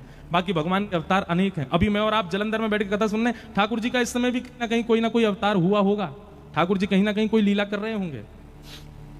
और धर्म कम शरणम गतः, अंतिम प्रश्न, भगवान के जाने के बाद धर्म किसकी शरण में गया? भैया देखो, जिसके लिए धर्म स्थापित किया भगवान ने, किसके लिए धर्म स्थापित किया? मेरे और आपके लिए किया। ठाकुर जी के जाने के बाद धर्म कहां गया? जिसके लिए धर्म स्थापित किया उसकी शरण में है, मेरी और आपकी शरण में। धर्म कम शरणम गतः, ये धर्म हमारी शरण में है। हम धर्म का पालन करते हैं तब धर्म हम पर कृपा करता है। तो धर्म ही हम सब धर्म के शरणार्थी हैं, हम सबको धर्म का पालन करना है। इन्हीं 6 प्रश्नों का अब विस्तार से उत्तर दिया जा रहा है, वही भागवत की कथा है। सूत जी महाराज यहां से कहना प्रारंभ करते हैं कि सवै पुंसाम परो धर्मो यतो भक्तिर अदोक्षजे अहैतुक्य प्रतिहता ययात्मा संप्रसेदति। सवै पुंसाम परो धर्मो यतो भक्तिर अदोक्षजे। बहुत ध्यानपूर्वक सुनिएगा। या तो बंधुओं जीवन में भक्ति आवे नहीं, और आवे तो कैसी आवे? बोले अहैतुकी भक्ति आवे। बहुत सावधानी से सुनिए सब लोग, इधर देखो। या तो भक्ति आनी नहीं चाहिए, और आवे तो कैसी आवे? अहैतुकी आवे। अहैतुकी किसे कहते हैं? चाहे कुछ हो जाए उस स्थिति से ना विच्छिन्न होने वाली भक्ति को अहैतुकी भक्ति कहते हैं। आप लोग ये बात तो भूल ही जाइए कि आपके जीवन में यदि भक्ति आएगी तो कोई कष्ट नहीं आएगा, संकट नहीं आएगा, बल्कि मैं तो ये बात कह दूं तो सामान्य स्थिति से ज्यादा आएगा।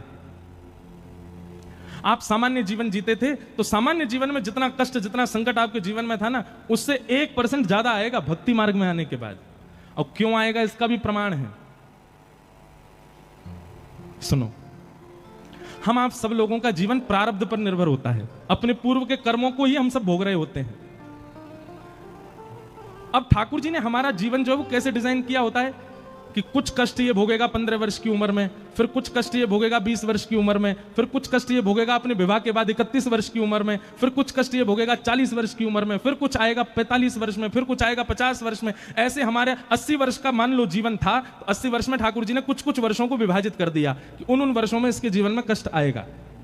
लेकिन कई बार ठाकुर जी क्या करते हैं, हमारे प्रारब्ध के कष्ट को एक जन्म में ही नहीं भुगवाते, फिर एक जन्म के बाद फिर एक और जन्म लेना पड़ता, फिर उसमें भोगने पड़ते हैं। अच्छा, फिर एक जन्म में हम आए तो थे पूर्व के प्रारब्धों को भोगने के लिए, पर इस जन्म में जो हमने कर दिया वो भी तो भोगना है।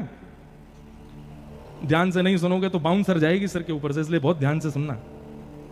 मुझे एग्जाम्पल दे रहा हूं, मुझे जन्म मिला, मान लो मेरे जीवन के अमुक वर्ष भगवान ने दिए, उन अमुक वर्षों में मुझे अपने पुराना लेखा जोखा, जो मैंने कितने जन्मों में मैंने जो कुछ भी किया, वो मुझे इस जन्म में भोगना है। अब इस जन्म में मैं उनको तो भोग रहा था, पर इस जन्म के क्रियाकलाप मेरे अलग ही चल रहे थे। ठाकुर जी बोले पुराना उड़ा ही मार ले, हमें कैसे चले भैया। बोलो वृंदावन बिहारी लाल। सुनो, इसको यहीं धर जाओ, यहीं रख दो ऊपर ही,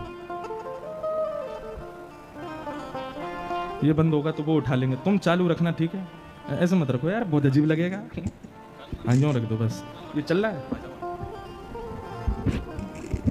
बोलो वृंदावन। आवाज आ रही है? नहीं, बढ़ा दियो भैया। आज स्वास्थ्य ठीक हुआ तो माइक खराब हो गया। क्या बता रहा था, मैं तो भूल ही गया। अरे बताओ, कोई तो बताओ, कहां था मैं?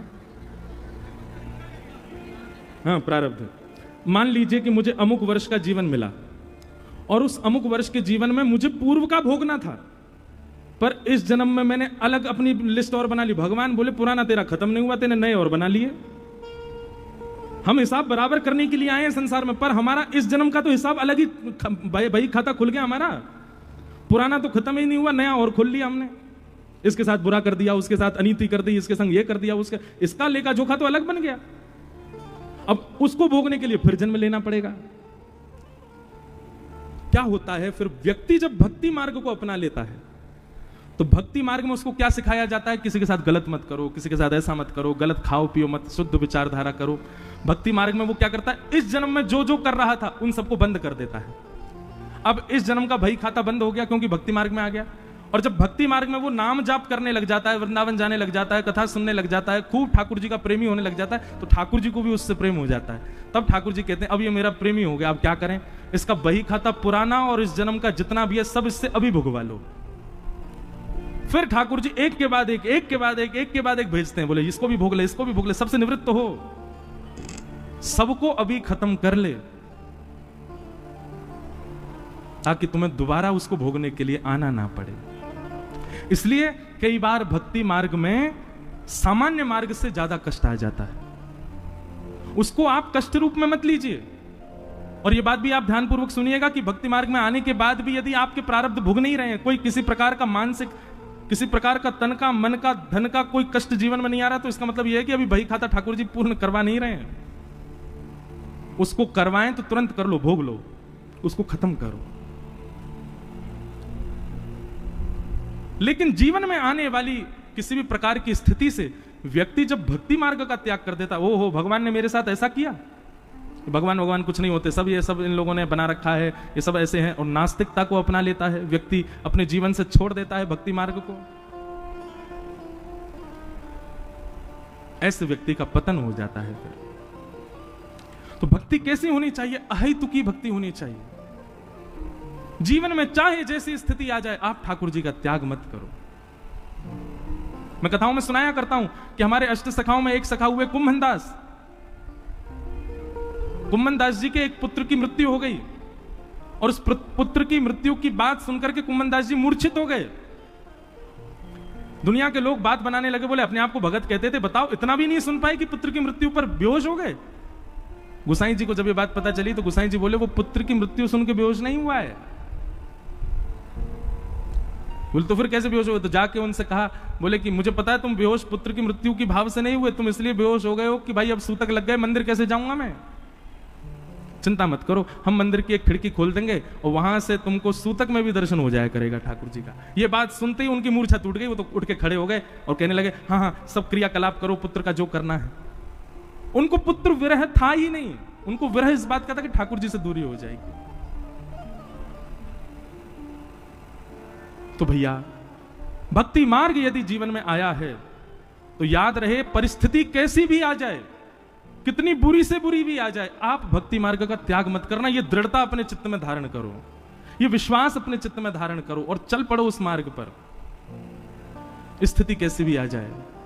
एक पद हम गाते हैं, हे मारा गिरधर लाल थारो नचायो नाचू रे, मारा गिरधर लाल थारो नचायो। शब्द सुनिएगा, मारा गिरधर लाल थारो नचायो नाचू रे, मारा गिरधर लाल थारो नचायो नाचू रे, मारा नट राजा थारो नचायो नाचू रे, मारा नट राजा थारो नचायो नाचू रे, मारा गिरधर लाल थारो नचायो नाचू रे, मारा गिरधर लाल थारो नचायो नाचू। शब्द सुनो, थारे घर में रहूं निरंतर, थारी ही हाथ चलाऊं,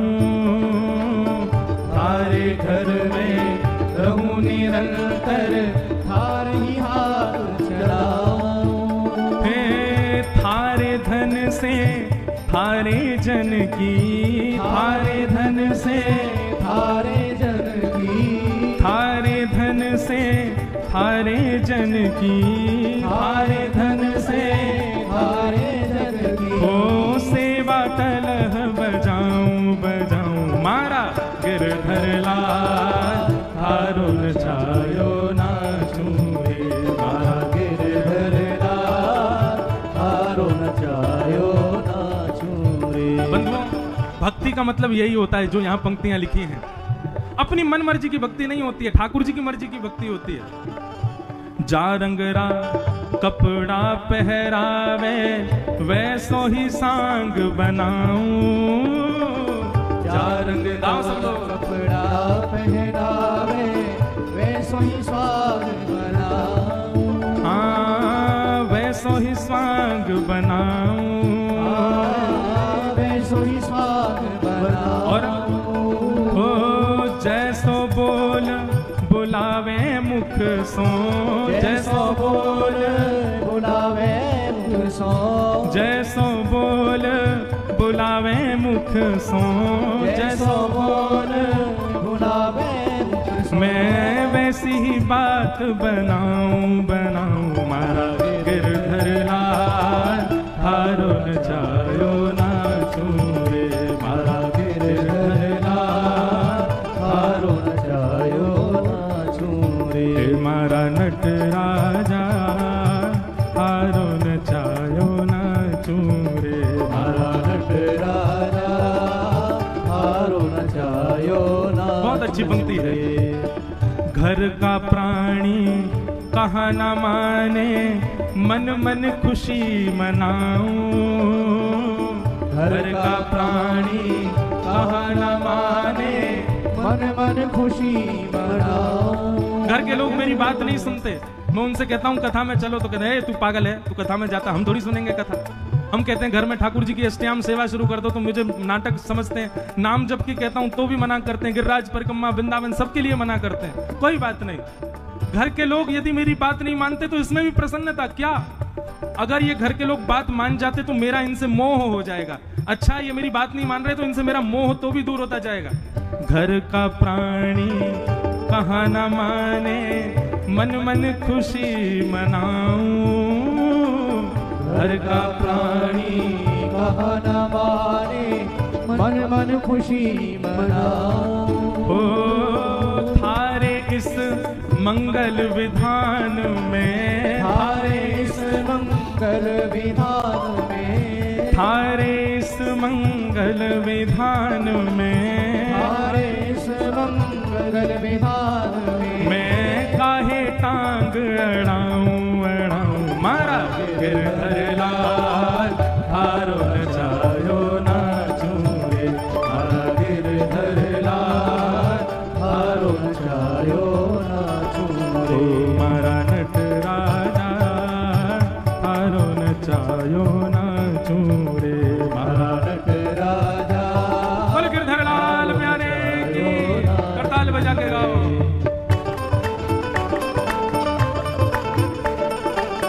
इसे कहते हैं मूल भक्ति का स्वरूप।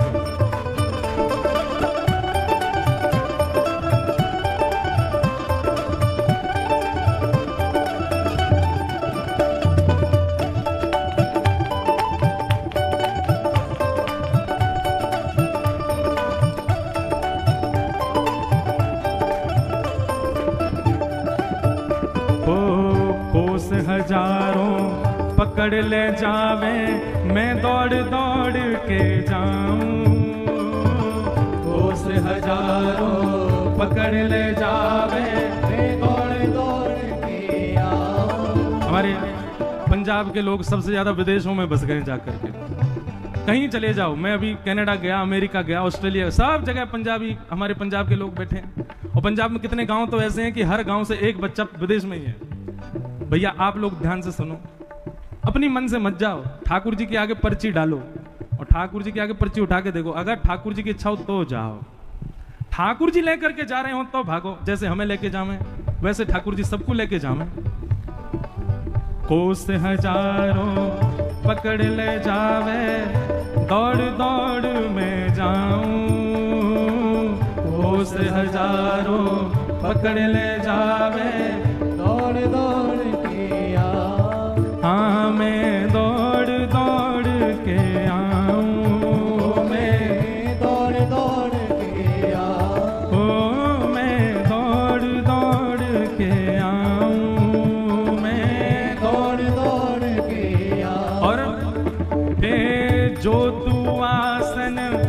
मार बैठावे, जो तू आसन मार बिठावे, जो तू आसन मार बैठावे, जो तू आसन मार बिठावे, तो मैं मुख भी नाही हिलाऊं हिलाऊं, मारा गिरधर लाल थारो नचायो नाचूं रे, मारा गिरधर लाल थारो नचायो नाचूं रे, हे मारा नट राजा थारो नचायो नाचूं रे, मारा नट राजा थारो नचायो और नाचूं रे।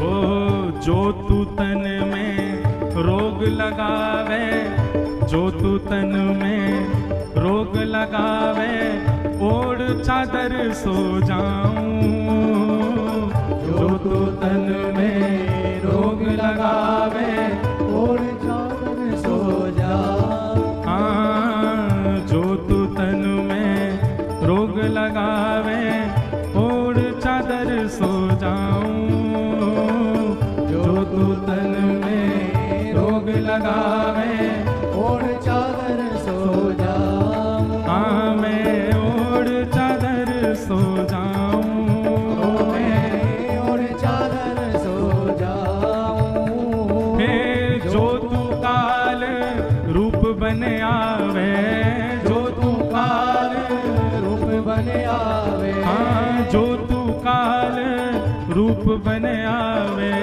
जो तू काल रूप बने आवे, मैं लपक गोद में आऊं, हाँ मारा गिरधर लाल थारो नचायो नाचूं रे, मारा गिरधर लाल थारो नचायो नाचूं रे, हे मारा नट राजा थारो नचायो नाचूं रे, मारा नट राजा थारो नचायो नाचूं रे, हे मारा गिरधर लाल थारो नचायो नाचूं रे, मारा गिरधर लाल थारो नचायो नाचूं रे, हे मारा नट राजा थारो नचायो नाचूं रे, मारा नट राजा थारो नचायो नाचूं रे।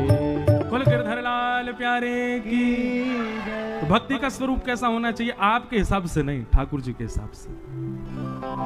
घर का प्राणी कहाँ ना माने, मन मन खुशी मनाऊं। एक बार मैं कनाडा में था, तो एक पंजाबी माता जी मिली मुझे।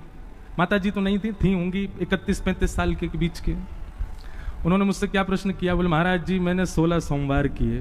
मैंने कहा अच्छा, पति मिल गया, विदेश आ गई। मैंने कहा फिर? वो तो पीता है खाता है, सब उल्टे सीधे काम करता है, ऐसा सोमवार तो नहीं करना था मुझे।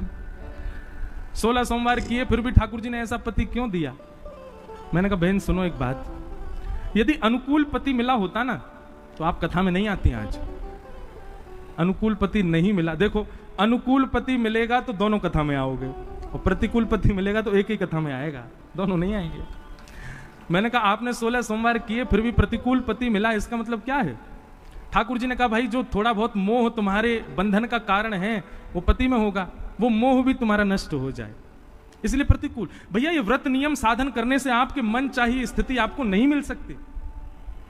ये व्रत साधन नियम ये जितने भी हम सब लोग करते हैं ना, इनके पीछे कोई विधान या कोई भाव वैसा मत रखा करो कि आप जैसा सोच रहे हो वैसा मिलेगा ही। प्रारब्ध में जो है वो मिलेगा। और कई बार अनुकूल स्थिति मिलना ये प्रतिकूल से ज्यादा घातक होती है। अनुकूल स्थिति बार बार मिले ये प्रयास मत करो। जैसा आप चाहते हो वैसे बच्चे हो जाएं, जैसा आप चाहते हो वैसा पति हो जाए, जैसे आप चाहते हो वैसी पत्नी हो जाए, जैसा आप चाहते हो वैसा पूरा सब संसार आपके लिए नहीं हो सकता। प्रतिकूलता ही हमको आगे बढ़ा रही है। अब सब अनुकूल हो जाए तो आप आलसी हो जाओगे, सब अनुकूल हो जाए तो आप कुछ नहीं करोगे, हाथ पे हाथ धर के बैठे रहोगे। इसलिए प्रतिकूलताएं जीवन में जितनी ज्यादा होंगी आप उतने आगे भगोगे। एसी का आविष्कार किस लिए हुआ? क्योंकि गर्मी ज्यादा हो गई। अब गर्मी ज्यादा किसी को प्रिय नहीं है, लेकिन गर्मी जब बहुत मात्रा में होने लगी तो फिर निदान करके व्यक्ति ने एसी बनाया ना। इतनी संख्या में भीड़ होने लगी तो माइक बनाया गया ना। प्रतिकूलता ही आविष्कार करवाती है, प्रतिकूलता ही नवीनताओं को जन्म देती है। प्रतिकूलता ही जीवन में हमको आगे बढ़ाती है। इसलिए कई बार प्रतिकूलता जीवन में होना, उसको भगवान का आप आशीर्वाद माना कीजिए। हमारी कथा की फिलॉसफियां कई जगह से आपको अलग ही मिलेंगी, लेकिन यह बात वास्तविक है, ये कोई अनर्गल बातें नहीं है। मीराबाई सोच रही हैं कि यदि मेरी ननद और यदि मेरे देवर मेरे सहायक होते तो शायद मैं कभी वृंदावन नहीं जा पाती। ये दोनों मेरे विपक्षी थे, इसीलिए मैं वृंदावन गई, इसीलिए मुझे वृंदावन मिला। दोनों अनुकूल होते कभी नहीं होते। कंस राक्षस नहीं होता, देव होता तो भगवान कृष्ण का कभी अवतार ही नहीं होता, आते ही नहीं। कंस के दुष्टत्व से ही पृथ्वी ने प्रार्थना की भगवान कृष्ण आए। तो प्रतिकूलता कई बार नवीनताओं को जन्म देती है, कई बार आपके सुंदर भावों को सुदृढ़ करती है। इसलिए प्रतिकूलता को कभी कभी प्रसाद समझ के स्वीकार किया करो, चाहे वो बच्चों की हो, चाहे पत्नी की हो, पति की हो, परिवार की हो, रिश्तेदारों की, नातेदारों की हो, समाज संसार की हो। प्रतिकूलता अच्छी है। घर का प्राणी कहा न माने, मन मन खुशी मनाऊं। जड़ भरत जी की कथा आती है भागवत जी में। जड़ भरत जी के प्रसंग में आता है कि पहले वो थे राजा भरत। बहुत ध्यान से सुनना, क्योंकि विस्तार से उनकी कथा में सुना ही नहीं पाऊंगा, इसलिए अभी सुना देता हूं। पहले थे वो राजा भरत। जब उन्होंने देखा कि अब मेरा कार्यकाल पूर्ण हो गया, तो अपने पुत्र को राज्य गद्दी पर बैठा करके वन में चले गए। वन में गए थे भजन करने के लिए। भजन करते करते गंडकी के नदी के तट पर तभी उन्होंने देखा हिरणों का झुंड जा रहा है। और तभी उन हिरण झुंड में से एक हिरणी जल पीने के लिए पल्ली पार जल पी रही है, और वो भजन करते करते उसको देख रहे हैं। तभी एक शेर ने दहाड़ मारी। उसकी दहाड़ से भयभीत होकर के वो हिरणी नदी में कूद गई। उसके गर्भ में बालक था, भय के कारण वो बालक बीच नदी में ही उसका जन्म हो गया। भरत जी महाराज तुरंत अपनी माला छोड़ करके नदी में कूदे। हिरणी को तो नहीं बचा पाए, बालक को बचा लाए। अब उस बालक का लालन पालन पोषण करने में इतने व्यस्त हो गए कि उसमें आसक्त होते चले गए। इतनी आसक्ति बढ़ गई, इतनी आसक्ति बढ़ गई कि अब भजन कम हो गया। अब उस बालक का लालन पालन में ही लगे रहते हैं। सोचो आसक्ति कितनी खतरनाक होती है। अपनी पत्नी को छोड़ाए, अपने बच्चों को छोड़ाए, अपने राजपाट को छोड़ाए भरत जी। अरे इंसान में नहीं हुई, एक जानवर में हो गई। आसक्ति कितनी खतरनाक है। सब छोड़ चुके थे, पर जो जात का नहीं, जो हमारी बिरादरी का नहीं, अरे कहां तक कहें जो मानव भी नहीं है, उस हिरण में आसक्ति हो गई। और आसक्ति कैसी हुई कि अब तो बस यही है कि अंतिम श्वास चल रही थी, वृद्ध हो गए थे। वो हिरण को ही देखते रहे, हिरण के बालक को, उसको बारी ना जाने दें। अब जीव, ये जानवर को तो स्वतंत्रता प्रिय होती है। अब वो भरत जी से आंख बचा बचा करके बाहर निकले। भरत जी बेचारे लड़खड़ाते आमे, उसको फिर कुटिया में ले आमे। एक दिन भरत जी बिल्कुल ही जर्जर हो गए, चल फिर भी नहीं पाते थे। एक दिन उनका वो हिरण बालक और झुंड वहां छोड़ करके कुटिया, और हिरण के झुंड में मिल गया, भाग गया वहां से। उसी के वियोग में कहां होगा, क्या कर रहा होगा, उसने कुछ खाया वो भी होगा कि नहीं, पता नहीं, उसका कोई ध्यान रखता होगा कि नहीं। बाहर इतनी सर्दी पड़ रही है, पता नहीं रात में ठंड तो नहीं लग जाएगी, मैं तो कंबल उड़ा देता था, पता नहीं क्या कर रहा होगा। उसी का चिंतन करते करते करते करते भरत जी के प्राण निकल गए। और परिणाम क्या हुआ? अगले जन्म में वही भरत जी ही हिरण बन के आए। अच्छा एक बात बताएं, बुरा नहीं मानना। आजकल एक ट्रेंड चला है, विदेश से आया है भारत में। अपने बच्चे इतने अच्छे नहीं लगते माता पिता को, वो घर में पेट पाल रखा वो ज्यादा प्रिय है। एक मैं प्रसंग पढ़ रहा था कहीं पर, मुझे अच्छे से स्मृति में तो नहीं, पर याद आ जाए शायद बोलते बोलते, कि एक व्यक्ति मरणासन अवस्था में था, मरने वाला था। तो मरते मरते उसने जीवन भर खूब भजन किया था। तो नारद जी महाराज ने जब उसकी मरणावस्था को देखा तो भगवान से कहा, भगवान इसको वैकुंठ बुला लीजिए। भगवान बोले, मैंने तो द्वार खोल रखे हैं, तुम में सामर्थ हो तो इसको लाके दिखा दो। तो नारद जी गए, उससे जाकर के कहने लगे, हे भाई चल, तेरे लिए वैकुंठ के द्वार खुलवा दिए मैंने, अब तो तेरा शरीर पूरा हो गया, चल मेरे साथ वैकुंठ। तो नहीं नहीं नहीं, मैं नहीं जाऊंगा। क्यों नहीं जाएगा?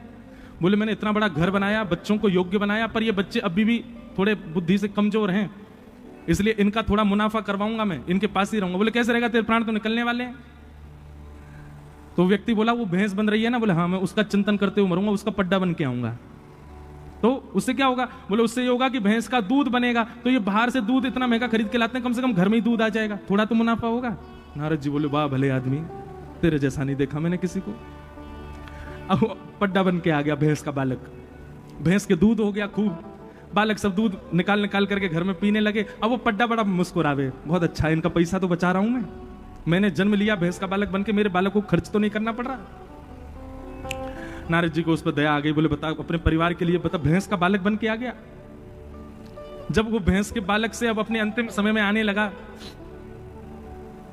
नारद जी बोले अब तो तेरा काम पूरा हो गया, तेने दूध के पैसा बचवा दिए बालकों के, अब तो चल दे मेरे साथ। बोले नहीं अभी नहीं जाऊंगा मैं। क्यों? बोले बालक जो है ये बड़े जो है रात में तान दुपट्टा गहरी नींद में सोते हैं, इनका घर चौपट्टा सा खुला रहता है, मुझे बड़ी चिंता होती है कहीं कोई चोर चकारे घुस गए तो। बोले अब क्या सोच रहा? बोले अब मैं कुत्ते का स्मरण करूंगा, अगले जन्म में कुत्ता बन के वफादारी करूंगा, इनके घर के बाहर ही घूमता रहूंगा। नारद जी बोले वाह भले आदमी, कुत्ता बन गया। अब वो भारी रहता है, कभी उसमें घर के बालक की डंडा वंडा मार देते हैं, तो नारद जी कहते हैं तेरे को मारते हैं, तेरे को कोई बात नहीं है, तो मेरे बालक ही, मेरे बालकों के बालक हैं, मैं 2 पीढ़ी तो संभाल ली, मैं संभाल के जाऊंगा इनको। वफादारी करने लगा महाराज, चोर भी आ जाए तो उस पर भौंकता रात में। नारद जी महाराज बोले भैया बहुत लोग देखे, तेरे जैसा नहीं देखा। जब कुत्ते के जीवन में भी उसका अंतिम समय आ गया तो नारद जी बोले अब तो चल वैकुंठ, तेने 3 जन्म गवा दी। बोले नहीं ऐसे नहीं जाऊंगा। बोले तो अब क्या करेगा? बोले अब सर्प बन के आऊंगा। क्यों? मेरे बालकों के बालकों ने बड़े शत्रु बना लिए, उनको जा जाके डसूंगा मैं, इनकी रक्षा करूंगा। सर्प बन के आ गया, वो घर के कोने में रहने लगा, और जैसे शत्रु आते थे कुछ करने के लिए तो वो आके उनकी रक्षा के लिए खड़ा हो जाता था, और महाराज उनके सामने। एक दिन उन घर के ही कोई बालक सर्प के पास मतलब वहीं जा रहा था, तभी नारद जी भेष बदल के आए और घर के लोगों को बता दिया वहां पे कोने में सर्प है, उसको पकड़वा दो। घर के लोग गए और उसी सर्प को पकड़ करके उसके मुंह काट दिया, उसका मृत्यु कर दी मार मूर के। फिर नारद जी उसको पकड़ के वैकुंठ में ले गए। बोले अब तो तुझे आना ही पड़ेगा। वैकुंठ में जाकर के भी रोने लगा, मुझे बिल्कुल अच्छा नहीं लग रहा है, मेरा परिवार आपने छुड़वा दिया, अरे 3 पीढ़ियां मैंने संभाली थी और संभालता रहता। भगवान कहते हैं बोले नारद ये है संसार के लोग, ये इतने आसक्त हो चुके हैं, आसक्ति इतनी गंदी हो चुकी है इन सब के चित्त में कि इनको वैकुंठ की आवश्यकता नहीं है। ये भजन वैकुंठ का करते हैं, सुनते कथा में वैकुंठ है। पर आप सबको एक बात बता दूं, वृद्धावस्था जब हमारी भी आएगी ना, सत्य बता रहे हैं, उस समय पर हमको वैकुंठ का स्मरण नहीं होगा। भागवत जी में कितनी बार प्रमाणित किया गया है कि भाई मृत्यु समीप आने पर भगवत स्मरण और भगवत सेवा का स्मरण, भगवत धाम का स्मरण बहुत कम लोगों को हो पाता है, सबको नहीं होता। मुक्ति की कामना सबको नहीं होती, उस समय इतनी ज्यादा आसक्ति हमारी बढ़ जाती है। तो भैया आसक्ति तो हमारे चित्त में है, ये बात तो प्रमाणित है।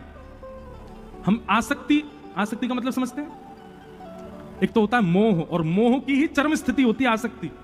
आसक्ति कैसी होती है? मोह का मतलब तो होता है कि एक बार को वो व्यक्ति दूर हो जाए तो भी हम रोएंगे, थोड़े बहुत देर चीखेंगे चिल्लाएंगे, पर फिर भी रह लेंगे। आसक्ति कैसी होती है? वो व्यक्ति यदि दूर हो गया तो प्राणी निकल जाएंगे, ये आसक्ति है। आसक्ति हम सबके चित्त में है, पर ये आसक्ति संसार की वजह बिहारी जी से है जाए, ये आसक्ति राधा वल्लभ जी से है जाए, ये आसक्ति कथा से है जाए, ये आसक्ति वृंदावन से हो जाए। रस्सी तो हम सबके गले में है, पर वो खूंटा की जगह किसी गौशाला में बंध जाए, कहीं सुंदर स्थान पर हो जाए। आसक्ति तो है चित्त में, पर वो आसक्ति ठाकुर जी में क्यों नहीं हो रही है? उसी के लिए तो कथा है। तो भरत जी महाराज अपना राजपाट परिवार सब छोड़ के चले गए, पर आसक्ति कहां हो गई? एक हिरण के बालक में हिरण बन गए।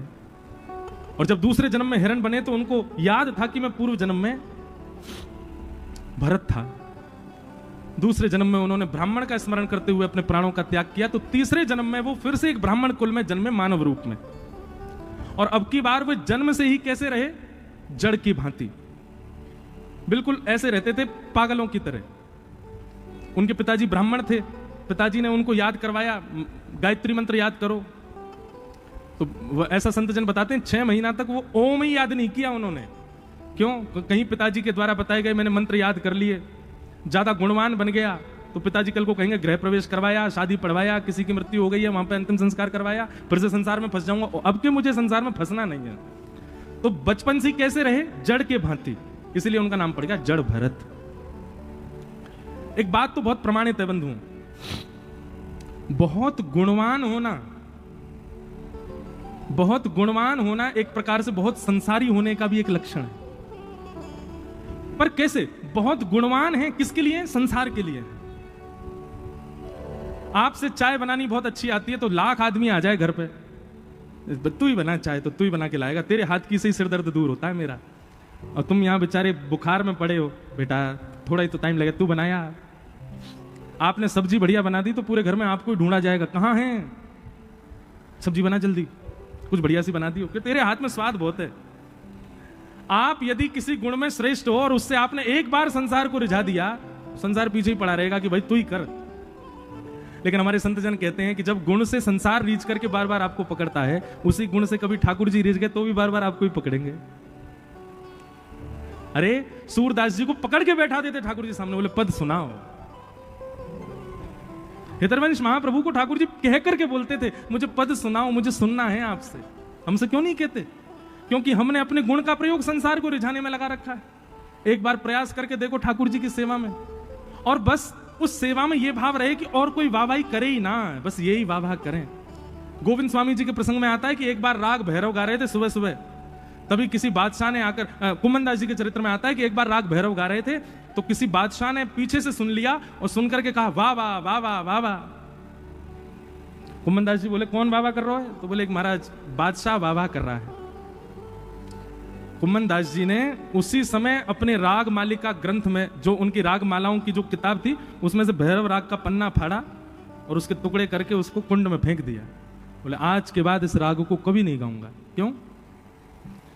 क्योंकि जिस दुनिया के ब्रह्मांड के बादशाह की वाहवाही सुनने के लिए हम गा रहे थे, उसने तो की नहीं। एक कोई सड़क छाप चलता फिरता बादशाह वाहवाही कर रहा है इस पर। अरे तुम्हारी वाहवाही नहीं सुननी है हमको तो उनकी वाहवाही सुननी है, उसके लिए गाते। परंतु राजा को इतना मोह हो गया कुमनदास जी के स्वर से, राजा ने तो अब तो दिन रात उसके मन में वही चलता रहे, क्या स्वर था, क्या आलाप था, क्या राग, जबकि उसके सामने पन्ना फाड़ा फिर भी राजा का मोह हो गया उस राग में। और बादशाह के लिए कौन सी बड़ी बात, गवैया को सामने प्रकट करना। बादशाह तो प्रलोभन देते हैं सोने की मोहरों का और गवैया दौड़े चले जाते हैं। बादशाह ने खूब प्रलोभन दिया लेकिन कुमनदास जी नहीं गए। लेकिन स्थिति हो गई कि आए दिन बादशाह के लोग लेने के लिए आते, कुमनदास जी बहुत परेशान हो गए। अब यहां परिवार के लोग कुमनदास जी से कहने लगे अरे चले जाओ, कुछ मिल ही जाएगा, घर बार बढ़िया बन जाएगा तुम्हारा। पर भक्त की स्थिति कैसी होती है, कुमनदास जी से सीखो। कुमनदास जी एक दिन चले गए बादशाह के यहाँ, और बादशाह के यहाँ जाके बोले कहिए बादशाह क्या सुनना है आपको? बोले वही वाला राग सुनाओ जो उस दिन आप सुबह सुबह गा रहे थे, राग भैरव। अब मैं और आप होते ना तो निश्चित है हम ऐसा गा करके आते या ऐसा कुछ करके आते कि बादशाह हम पे सब कुछ लुटा दे। पर ये भक्त कुमनदास है, भक्त का स्वरूप कैसा होता है? कुमनदास जी बोले राग आपके मन का और पद मेरे मन का। बादशाह बोले हाँ यही होने दो, सुनाओ। भैरव राग गाया, पर राग में गाया क्या? जाको मुख देखत दुख लागे, जाको मुख देखत दुख लागे, ताको करन पड़ी परनाम, ताको करन परी परनाम। भगत को कहा सीख रिसो काम, भगत को कहा सीख। आज मेरे जीवन का सबसे काला दिन है। क्यों? बोले जिसका मुख मुझे एक आंख नहीं सुहाता, आज उसके सामने मुझे बैठ के गाना पड़ रहा है। भैरव सुनो राजा, तुमको केवल स्वर सुनना है, शब्दावली मेरी है। अब राजा अपनी लज्जा बचाए, बोले सब लोग सुन रहे हैं, ये गा क्या रहे हैं? आवत जात पन्हैया टूटी, आवत जात पन्हैया टूटी, बिसर गयो हरि नाम, बिसर गयो हरि नाम। कुंभन दास लाल गिरधर बिना, कुंभन दास लाल गिरधर बिना, कुंभन दास लाल गिरधर बिना, और न दूजो काम, और न दूजो काम। भगत को कहा सीख रिसो काम, भगत को कहा सीख रिसो काम। अरे हम भक्त बने हैं, इसलिए बने हैं कि हमारी सब चीज राधा रमण से है, हमारी सब वस्तु राधा रमण की है। उसको हम किसी और को व्यय कैसे कर सकते हैं? हम किसी और को उससे कैसे लुभा सकते हैं? अरे राजा तेरी मति में ये बात आई नहीं? हम श्रीनाथ जी के द्वार के गवैया हैं, हमारी गायकी किसी को रिझाने के लिए नहीं है, उनके लिए है। आप लोगों को अगर कोई संगीत का जानकार बैठा हो, आज भी हमारे श्रीनाथ जी में नाथ द्वार में दरबारी राग नहीं गाया जाता। क्यों? क्योंकि उसका नाम ही दरबारी राग है, वो राजाओं के दरबार में गाने वाला राग है। बोले जिससे राजाओं ने वाहवाही की हो वो झूठा राग हम अपने ठाकुर जी को थोड़ी। राग बहुत सुंदर है, मैं भी गाता हूं, राग की निंदा नहीं है, पर कितना सूक्ष्म विचार किया है कि जिस पर दूसरों ने अपनी वाहवाही लगा दी हो वो हम ठाकुर जी को कैसे सुना सकते हैं? इतना सूक्ष्म विचार करते हैं भक्त तो। कुम्मन दास जी बोले, भैया है गई तेरे मन की? राजा बोला, अब अपनी लज्जा तो बचाऊं। हाँ भाई, आधा कोष खाली कर लाओ, सारा सब दे दो कुम्मन दास जी को। कुम्मन दास जी बोले, भैया मेरी एक बात सुन ले। बोले, कहा? बोले, तेने अपने मन ते मेरो राग सुन लियो, अब दक्षिणा तो मेरे मन की दे दे।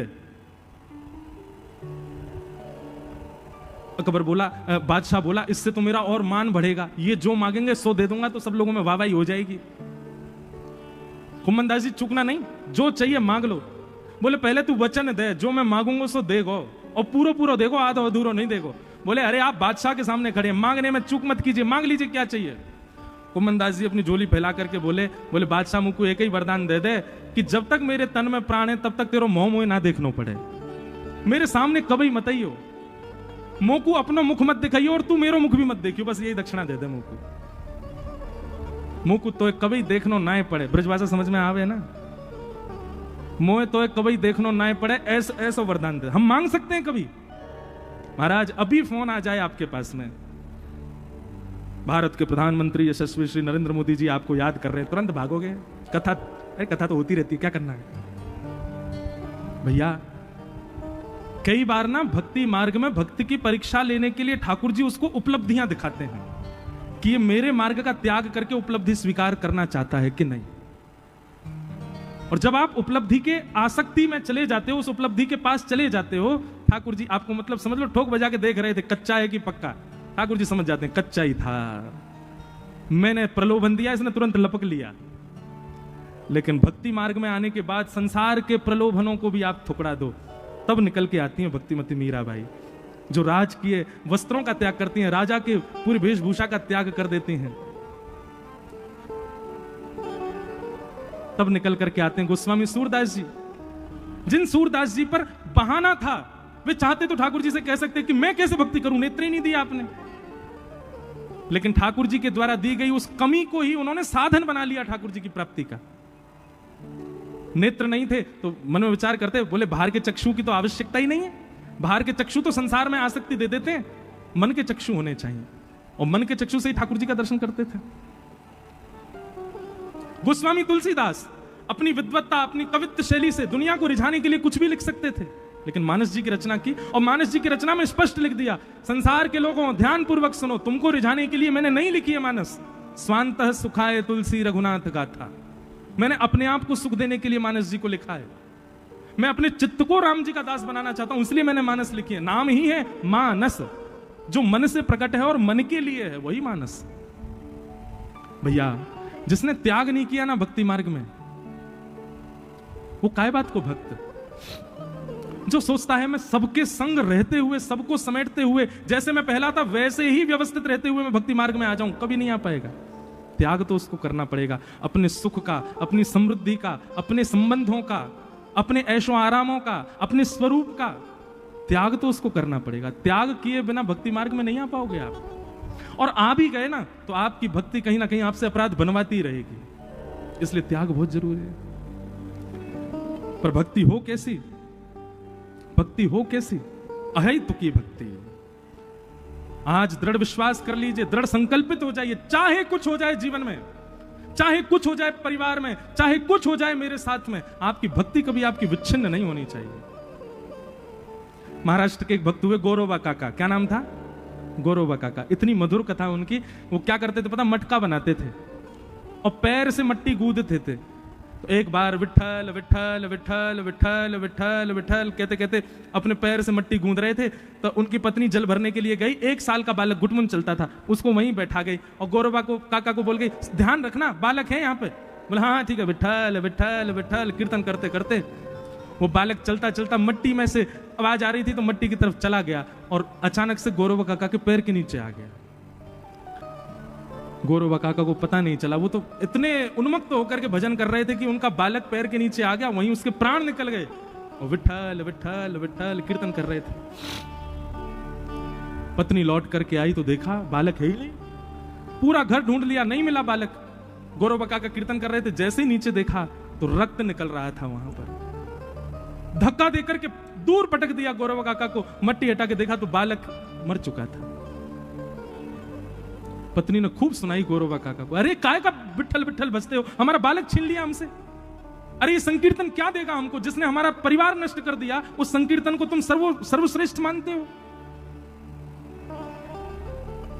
अरे भगवान वो होता है, विधाता वो होता है जो परिवार को समृद्ध बनाए, वो कैसा भगवान जो परिवार को नष्ट कर दे। ऐसी स्थिति आई गौरव काका के जीवन में। गौरव काका बोले, देवी देख, अपराध तो हुआ, मुझसे हुआ, लेकिन तू कीर्तन को दोष मत दे, तू विट्ठल को दोष मत दे, मेरी गलती है, मेरा अपराध है, तू ठाकुर जी को दोष मत दे। छूना नहीं मुझको, मेरा स्पर्श किया तो मैं देख लेना, तुम दूर रहो मुझसे। कैसे भगत हो तुम भगवान के, हैं? भक्ति के नाम पर अपने बालक का वध कर दिया। गौरवा काका, कथा लंबी है, थोड़ी बड़ी है, गए और जाकर के उन्होंने अपने दोनों हाथ कटवा दिए, क्योंकि हाथों को उन्होंने सौगंध दी थी कि आज के बाद पत्नी का स्पर्श नहीं करना है। एक दिन रात्रि में सो रहे थे तो गलती से पत्नी का स्पर्श हुआ, तो दूसरे दिन बोले, तुम दोनों ने विट्ठल की कसम नहीं मानी। गए और किसी कसाई के यहां जाके दोनों हाथ आगे रख दिए, बोले काट दो इनको। इन्होंने विट्ठल की कसम तोड़ दी और बिना हाथ के गौरवा काका घूमने लगे। फिर वर्णन आता है, एक दिन तुकाराम जी का कीर्तन चल रहा था। महाराष्ट्र के भक्तों की भी अद्भुत कथा है।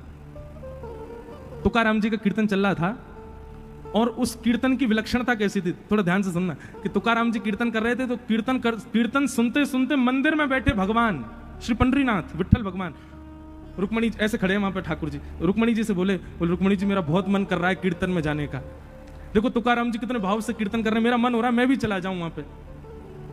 तो रुक्मणी मैया बोली, आप चले जाओगे, हजारों लाखों लोग बैठ के जो कीर्तन कर रहे हैं वो सब कीर्तन छोड़ के सब आपको देखने लग जाएंगे। कीर्तन में विघ्न डालोगे आप जाके।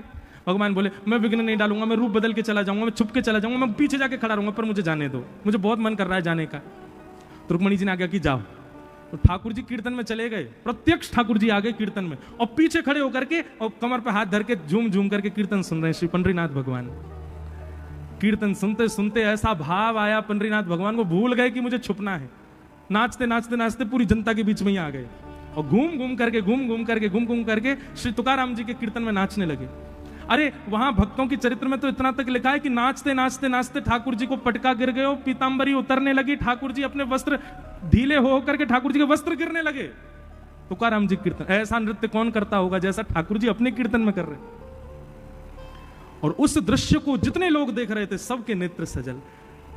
अब करताल तो बज रही थी, लेकिन ठाकुर जी का नृत्य देख करके ये उन्माद ताल बजाई सबने, ठाकुर जी का नृत्य हो रहा था।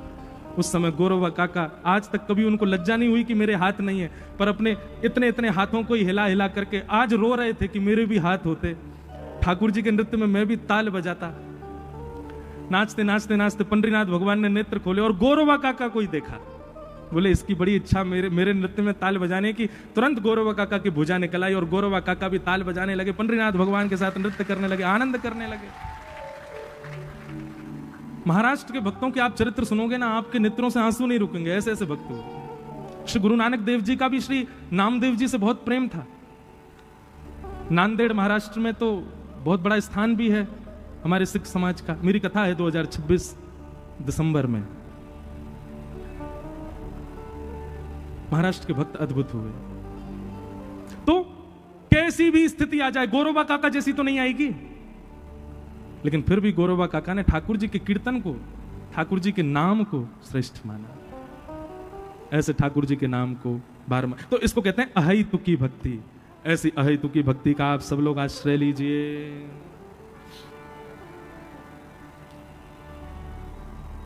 हमारा मन तो हो रहा है कथा हम कहते रहें, पर लोग बाग उठ के जाते तो हमको लगता है बेचारों को घर जाके भोजन बनाना होगा, 9:30 बज गए।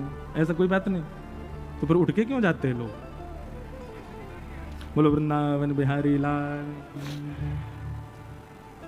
तो अहेतुकी भक्ति, या तो भक्ति मार्ग में आइए नहीं, और यदि आप भक्ति मार्ग में आ गए हैं तो गांठ बांध लीजिएगा, चाहे जो हो जाए।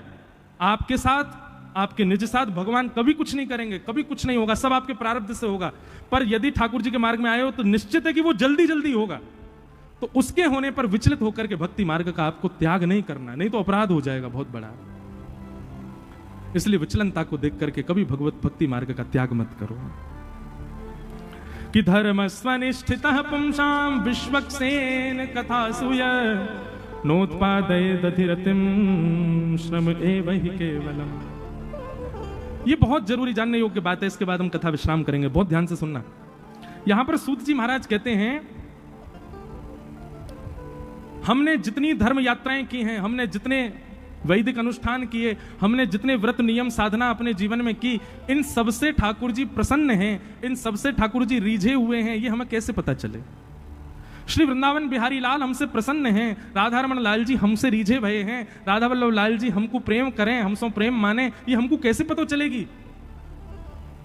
तब यहां पर वर्णन करते हैं कि यदि सत्संग में आपकी रुचि बढ़ रही है, यदि किसी कथा क्रम में आपकी रुचि बढ़ रही है, सुनने की इच्छा अतीत होती जा रही है, तो समझ जाओ ठाकुर जी को प्रेम आपसे बढ़ रहा है। क्योंकि यदि कथा से प्रेम आपका कम है, ये हम अपनी कथा चले इसलिए नहीं बोल रहे, अरे भैया जलंधर में किसी की भी कथा हो, कभी भी याद रखना, किसी की भी कथा हो, चाहे वो बहुत ऊंचे वक्ता हो, चाहे वो बिल्कुल छोटे से वक्ता हो, आपको प्रयास करना चाहिए 7 दिन में, वैसे तो प्रयास करो 7 दिन हाजिरी हो, और बहुत व्यस्त हो तो 1 दिन तो जाना ही है आपको, ये निश्चित कर लीजिए। जलंधर की कोई कथा आपसे छूट जाए, एक कथा यहां हुई और उसमें आप नहीं जा पाए, तो उसका प्रायश्चित कीजिए वृंदावन जाकर के, 4 दिन तक दंड दीजिए स्वयं को, क्षमा मांगिए सब वैष्णवों से। हमारे जलंधर में बताओ कथा करने के लिए महापुरुष आए, हम कथा में ही नहीं जा पाए। ये ज्यादा कट्टरपंथी मत बनिए कि उन्हीं की में जाना है, उनकी सुननी है, उनका भाव नहीं, जो कथा कहने आते हैं सबकी कथाओं में जाइए। ये चैतन्य महाप्रभु का नियम था। महाप्रभु श्री चैतन्य महाप्रभु राह चलते और अपने चार सेवकों को आगे छोड़ देते, तुम आगे आगे चलो, बोल क्या गांव पढ़ेंगे, शहर पढ़ेंगे, वहां ढूंढना जा करके पूछना कोई कथा तो नहीं चल रही, अगर कहीं कथा चल रही हो हमको सूचना देना, हम जाएंगे, चाहे किसी की हो। अरे महाप्रभु श्री कृष्ण चैतन्य साक्षात कथा में जाते थे और पीछे जाके बैठ जाते और भाव विभोर होकर दोनों भुजा उठा करके हाँ कृष्ण हाँ कृष्ण हाँ कृष्ण कहते कहते रुदन करते रहते, कभी किसी कथा का त्याग नहीं किया। ये भक्ति में भी प्रतिस्पर्धा जो लोगों में आ रही है, ये भी गलत है, नहीं होना चाहिए ऐसा। अगर भक्ति में, कथा में, गुरुजनों में, संत जनों में, वैष्णवों में ये बात आती नहीं है अच्छे हैं, ये अच्छे नहीं है, इनके में जाना, इनके में नहीं जाना, इनकी सुननी, इनकी नहीं सुननी है, माला छोड़ दीजिए आप अपनी, मत कीजिए भजन।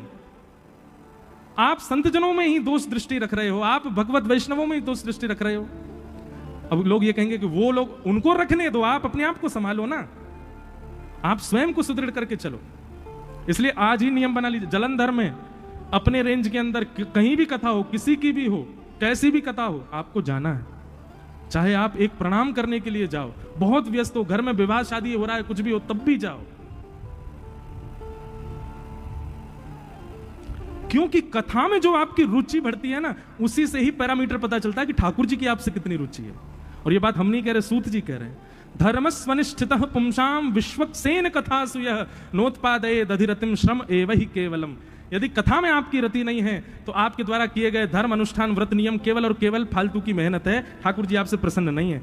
लेकिन आप व्रत नहीं कर पाते, अनुष्ठान नहीं कर पाते, कथा कहीं भी हो आप तुरंत पहुंच जाते हो, सबसे आगे जाके बैठते हो या सबसे पीछे कहीं भी बैठ जाते हो, कथा जरूर सुनते हो, चाहे कैसी भी कथा हो, आप निश्चित उसमें जाकर के भाव श्रवण करते हो, तो निश्चित है कि ठाकुर जी प्रसन्न है आपसे, ठाकुर जी की प्रसन्नता।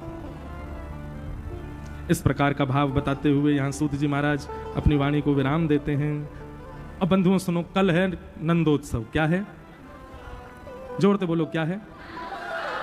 कल आप सब लोग पीले पीले वस्त्र पहन के आओ, पीले पीले पटका, और भाई लोग अगर है सके तो पीली धोती पहन के आओ, धोती वोती डार के पीरो पटरा पहन के महाराज पीलो पीलो चंदन छापवारो गाल तक लगा के ब्रजवासी बन के आई हो। देखो हम श्रृंगार बताएं, पीरो पीरो चंदन लगाई हो, यहाँ से ले जा करके और गाल पे गोल गोल घुमा के, और फिर लाल बिंदी सो ऐसी ऐसी ऐसी बिंदी लगा ली हो, पूरे चकाचक ब्रजवासी बन के सब भाई लोग आओ, और माताएं बहनें सब पीरे पीरे वस्त्र पहन के आवे, और है सके तो सिर पे सबरे बढ़िया पाग पहन के आओ। कल लगना चाहिए कि हाँ ब्रजमंडल में लाल जी को जन्मोत्सव मनावे जा रहे हैं। कल आभूषण और श्रृंगार पूरा ब्रजवासी जैसो बना के आओ कथा में। कल बड़े भाव से कथा होगी, और भैया ये जितने उठ के जावे वारे इनको पीछे पकड़ के बैठाओ, ये पीछे से ही आए, पीछे से ही चले जाएं। कल तो कथा थोड़ी विलंब तक होगी, और जहाँ कथा ही 6:30-7 बजे शुरू होती है, तो नंदोत्सव तो 12 बजे ही जाएंगे। बजा दें 12? यहाँ पे पुलिस तो नहीं आ जाएगी? हमको कई जगह बोलते 10 बजे से ऊपर नहीं जाए महाराज जी कथा, पुलिस आ जाएगी। भाई 12 तो नहीं बजेंगे, पर हाँ 10 तो बजे ही जाएंगे, 10 साढ़े 10 तो, और 10 साढ़े 10 बजे तो 11 भी बज जाएंगे, 11 बजे तो नेक देर और करके 11:30 हो जाएंगे, फिर नेक ही करके 12 बज जाएंगे। नंद घर आनंद भयो जय कन्हैया।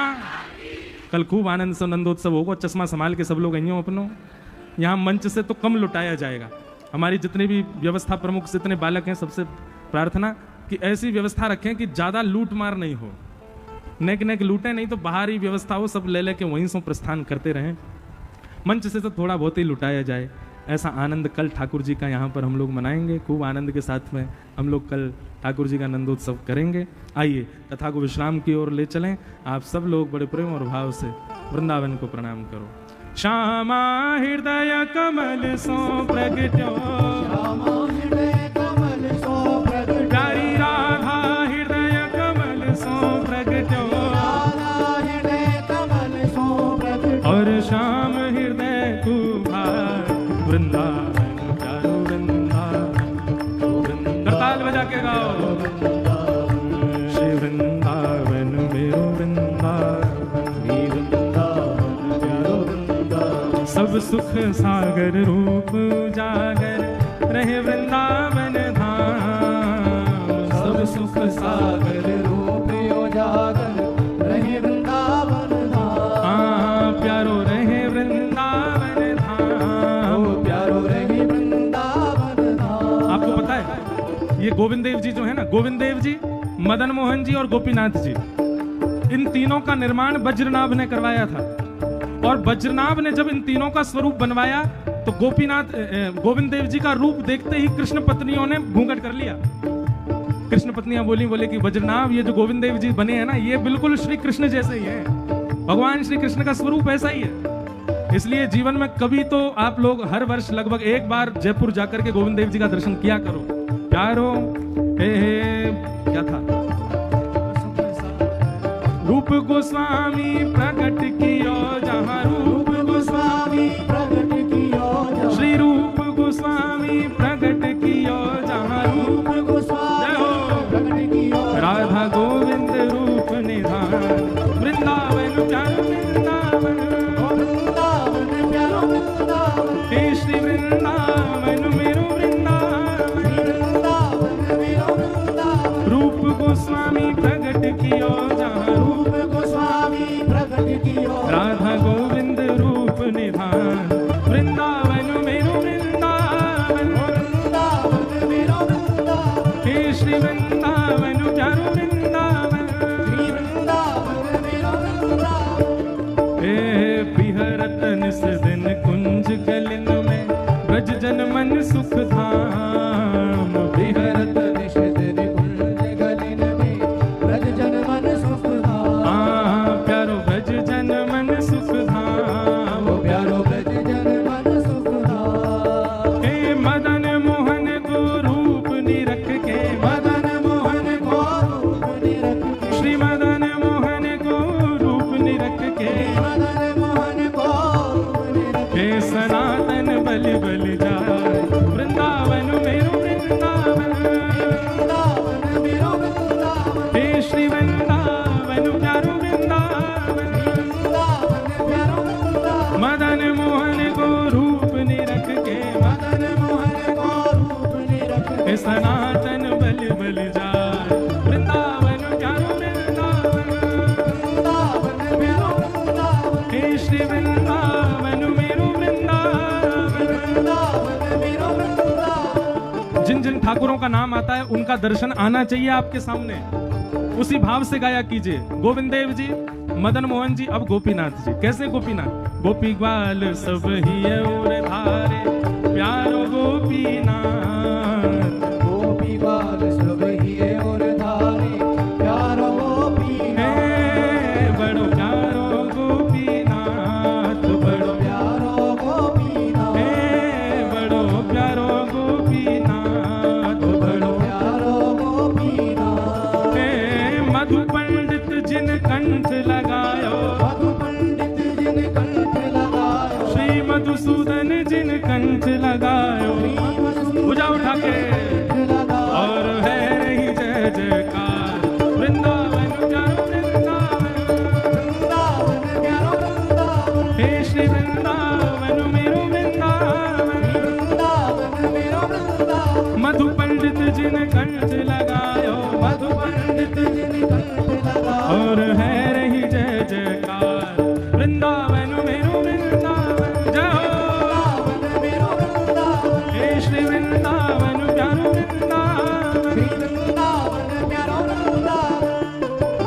गोपाल भट्ट जो कि हृदय वेदना प्रगट्यो शालिग्राम। गोपाल भट्ट जो कि हृदय वेदना प्रगट्यो शालिग्राम। हाँ प्यारो प्रगट्यो शालिग्राम, प्यारो प्रगट्यो शालिग्राम। प्यारो प्रगट्यो शालिग्राम। प्यारो प्रगट्यो शालिग्राम। कौन? हे रूप सुधा को खान हमारो, रूप सुधा को खान हमारो। वृंदावन में सबसे न्यारो। वृंदावन में सबसे न्यारो। ये जिनकी चर्चा हो रही है, कौन कौन ने दर्शन किए इनके हाथ उठा। हे रूप सुधा को खान हमारो, रूप सुधा को खान हमारो। हे वृंदावन में सबसे न्यारो। वृंदावन में सबसे न्यारो। ओ श्री राधा रमण दुलार, वृंदावन प्यारो वृंदावन। वृंदावन प्यारो वृंदावन। हे श्री वृंदावन प्यारो वृंदावन। वृंदावन प्यारो वृंदावन। हे रूप सुधा को खान हमारो, रूप सुधा को खान हमारो। वृंदावन में सबसे न्यारो। वृंदावन में सबसे न्यारो। हे श्री राधा रमण दुलार, वृंदावन मेरो वृंदावन। वृंदावन मेरो वृंदावन। हे श्री वृंदावन प्यारो वृंदावन। वृंदावन प्यारो वृंदावन। जय जय राधा रमण हरि बोल, जय जय राधा रमण जय जय बोल हरि बोल। ओ प्यारो राधा रमण मेरो राधा रमण। प्यारो राधा रमण मेरो राधा रमण। ओ जय जय राधा रमण प्यारो राधा रमण। जय राधा रमण प्यारो राधा रमण। ओ जय जय राधा रमण प्यारो राधा रमण। जय राधा रमण प्यारो राधा रमण। हे आतुर हित हरिवंश पुकारो, श्री राधा राधा नाम। आतुर हित हरिवंश पुकारो, राधा राधा नाम। हे बड़ो प्यारो राधा नाम, बड़ो प्यारो राधा नाम। हे बड़ो मीठो राधा नाम, बड़ो मीठो राधा तब नाम। हे सघन कुंज यमुना तट आयो, सघन कुंज यमुना तट आयो। मदन टेर वृंदावन आयो। मदन टेर वृंदावन आयो। हे सघन कुंज यमुना तट आयो, सघन कुंज यमुना तट आयो। जाने ब्रजवासिन को मन हर्षायो। ब्रजवासिन को भुजा उठा के प्यारो राधा वल्लभ लाल, वृंदावन प्यारो वृंदावन। वृंदावन प्यारो वृंदावन। हे श्री वृंदावन प्यारो वृंदावन। वृंदावन प्यारो वृंदावन। ब्रजवासिन को मन हर्षायो, ब्रजवासिन को मन हर्षायो। हे सघन कुंज वृंदावन आयो। सघन कुंज वृंदावन आयो। ओ मेरो राधा वल्लभ लाल, वृंदावन प्यारो वृंदावन। वृंदावन प्यारो वृंदावन। हे श्री वृंदावन मेरो वृंदावन। वृंदावन मेरो ओ जय जय राधा वल्लभ हित हरिवंश, जय जय राधा वल्लभ हित हरिवंश। जय जय राधा वल्लभ प्यारो हरिवंश। जय राधा वल्लभ प्यारो हरिवंश। ओ जय जय श्री वृंदावन श्रीवन चंद्र। वृंदावन श्रीवन चंद्र। ओ जय जय श्री वृंदावन श्रीवन चंद्र। जय श्री वृंदावन श्रीवन। ओ जय जय राधा वल्लभ प्यारो हरिवंश। जय राधा वल्लभ प्यारो हरिवंश। ओ जय जय राधा वल्लभ हित हरिवंश। जय राधा वल्लभ हित हरिवंश। हे जुगल किशोर को लाड़ लड़ायो, नवल कुंज ही अमाहि। जुगल किशोर को लाड़ लड़ायो, नवल कुंज ही मां। हाँ प्यारो नवल कुंज ही अमाहि, प्यारो नवल कुंज ही मां। हे कुंजन कुंजन की रज धारे। कुंजन कुंजन की रज धारे। हे कुंजन कुंजन की रज धारे। कुंजन कुंजन की रज धारे। ओ हरि व्यास युगल यश गाय, वृंदावन मेरो वृंदावन। वृंदावन मेरो वृंदावन। हे श्री वृंदावन प्यारो वृंदावन। वृंदावन प्यारो वृंदावन। कुंजन कुंजन की रज धारे।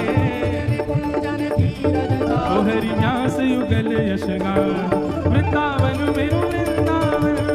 वृंदावन मेरो वृंदावन। हे श्री वृंदावन मेरो वृंदावन। वृंदावन मेरो वृंदावन। हे भुवन की सुंदरता निधि बन करत बिहार।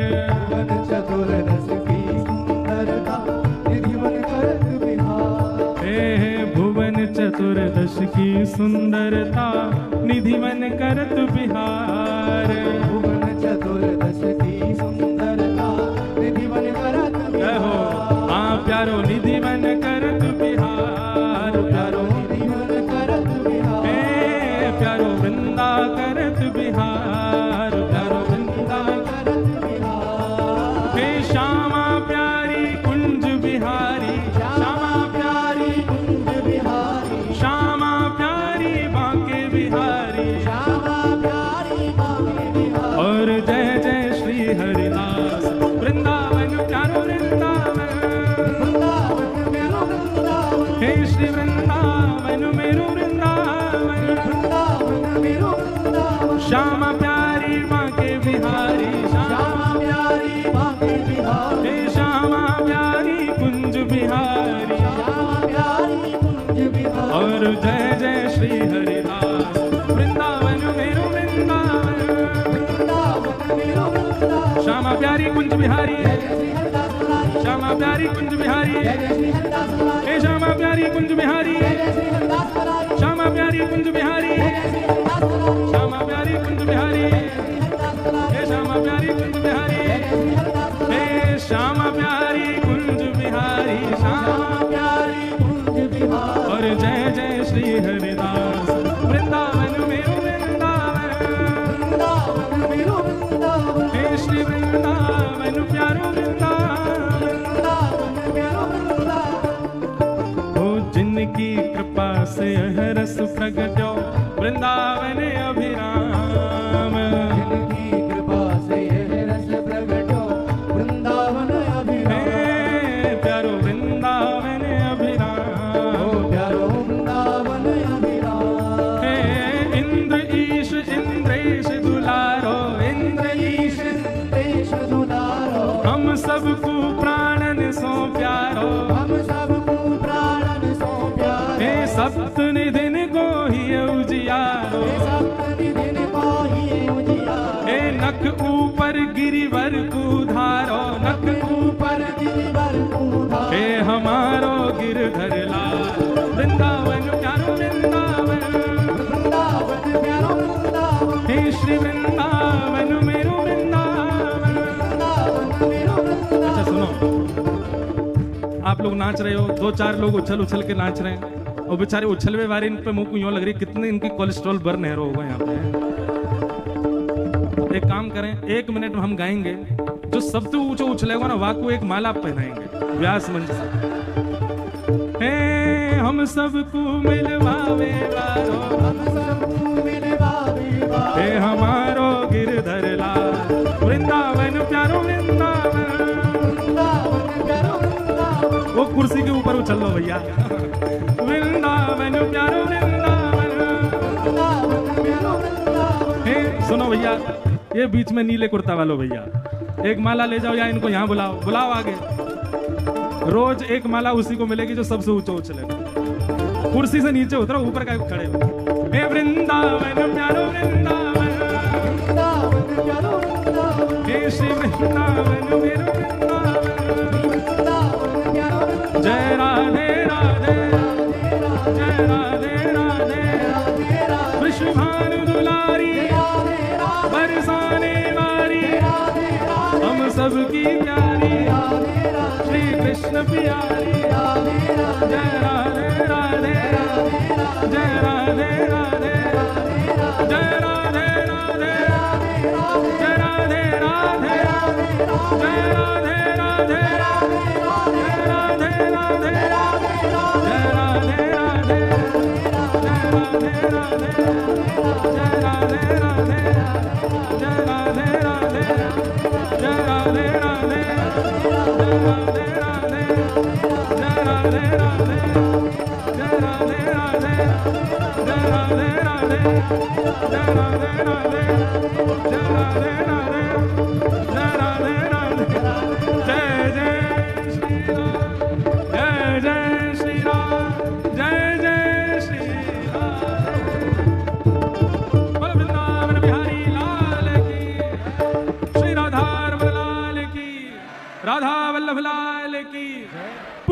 श्री के लौटा की खूब खूब प्यारे।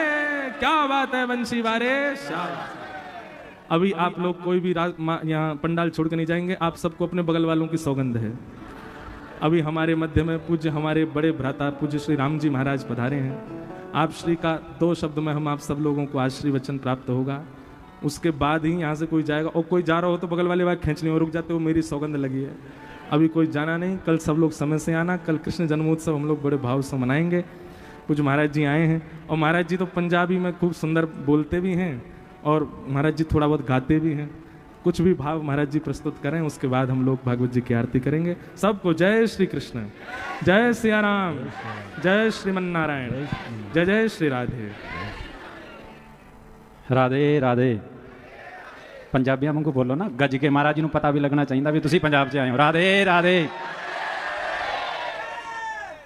व्यासपीठ ते विराजमान साक्षात व्यास जी दे ही रूप दे विच युवा जिन्ने भी आपां जवान बैठे हैं ना, अज तुहानूं देख के इन्नी खुशी हो रही है। अज सच्ची मुच्ची कह रहे हैं, साडे महाराज जी जवानां दे दिलां दी धड़कन ने। मैं इन्नियां कथावां च जाना, पर इन्ना युवा अज तक किसी कथा दे विच बैठ के इन्नी चंगी तरह सुनदा नहीं वेख्या जिन्ना अज पहली बारी वेखे। महाराज जी साडे पंजाब नूं बदनाम किया गया, एक फिल्म आई उड़दा पंजाब। अज मैं उड़दे पंजाबियां नूं वेख्या, पर राधा रानी दे नाम ते उड़दियां नूं वेख्या।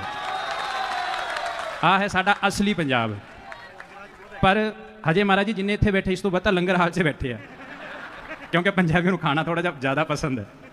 आ साडा असली पंजाब अज वेखण नूं मिलिया। महाराज जी तुहाडा प्यार ही इन्ना है।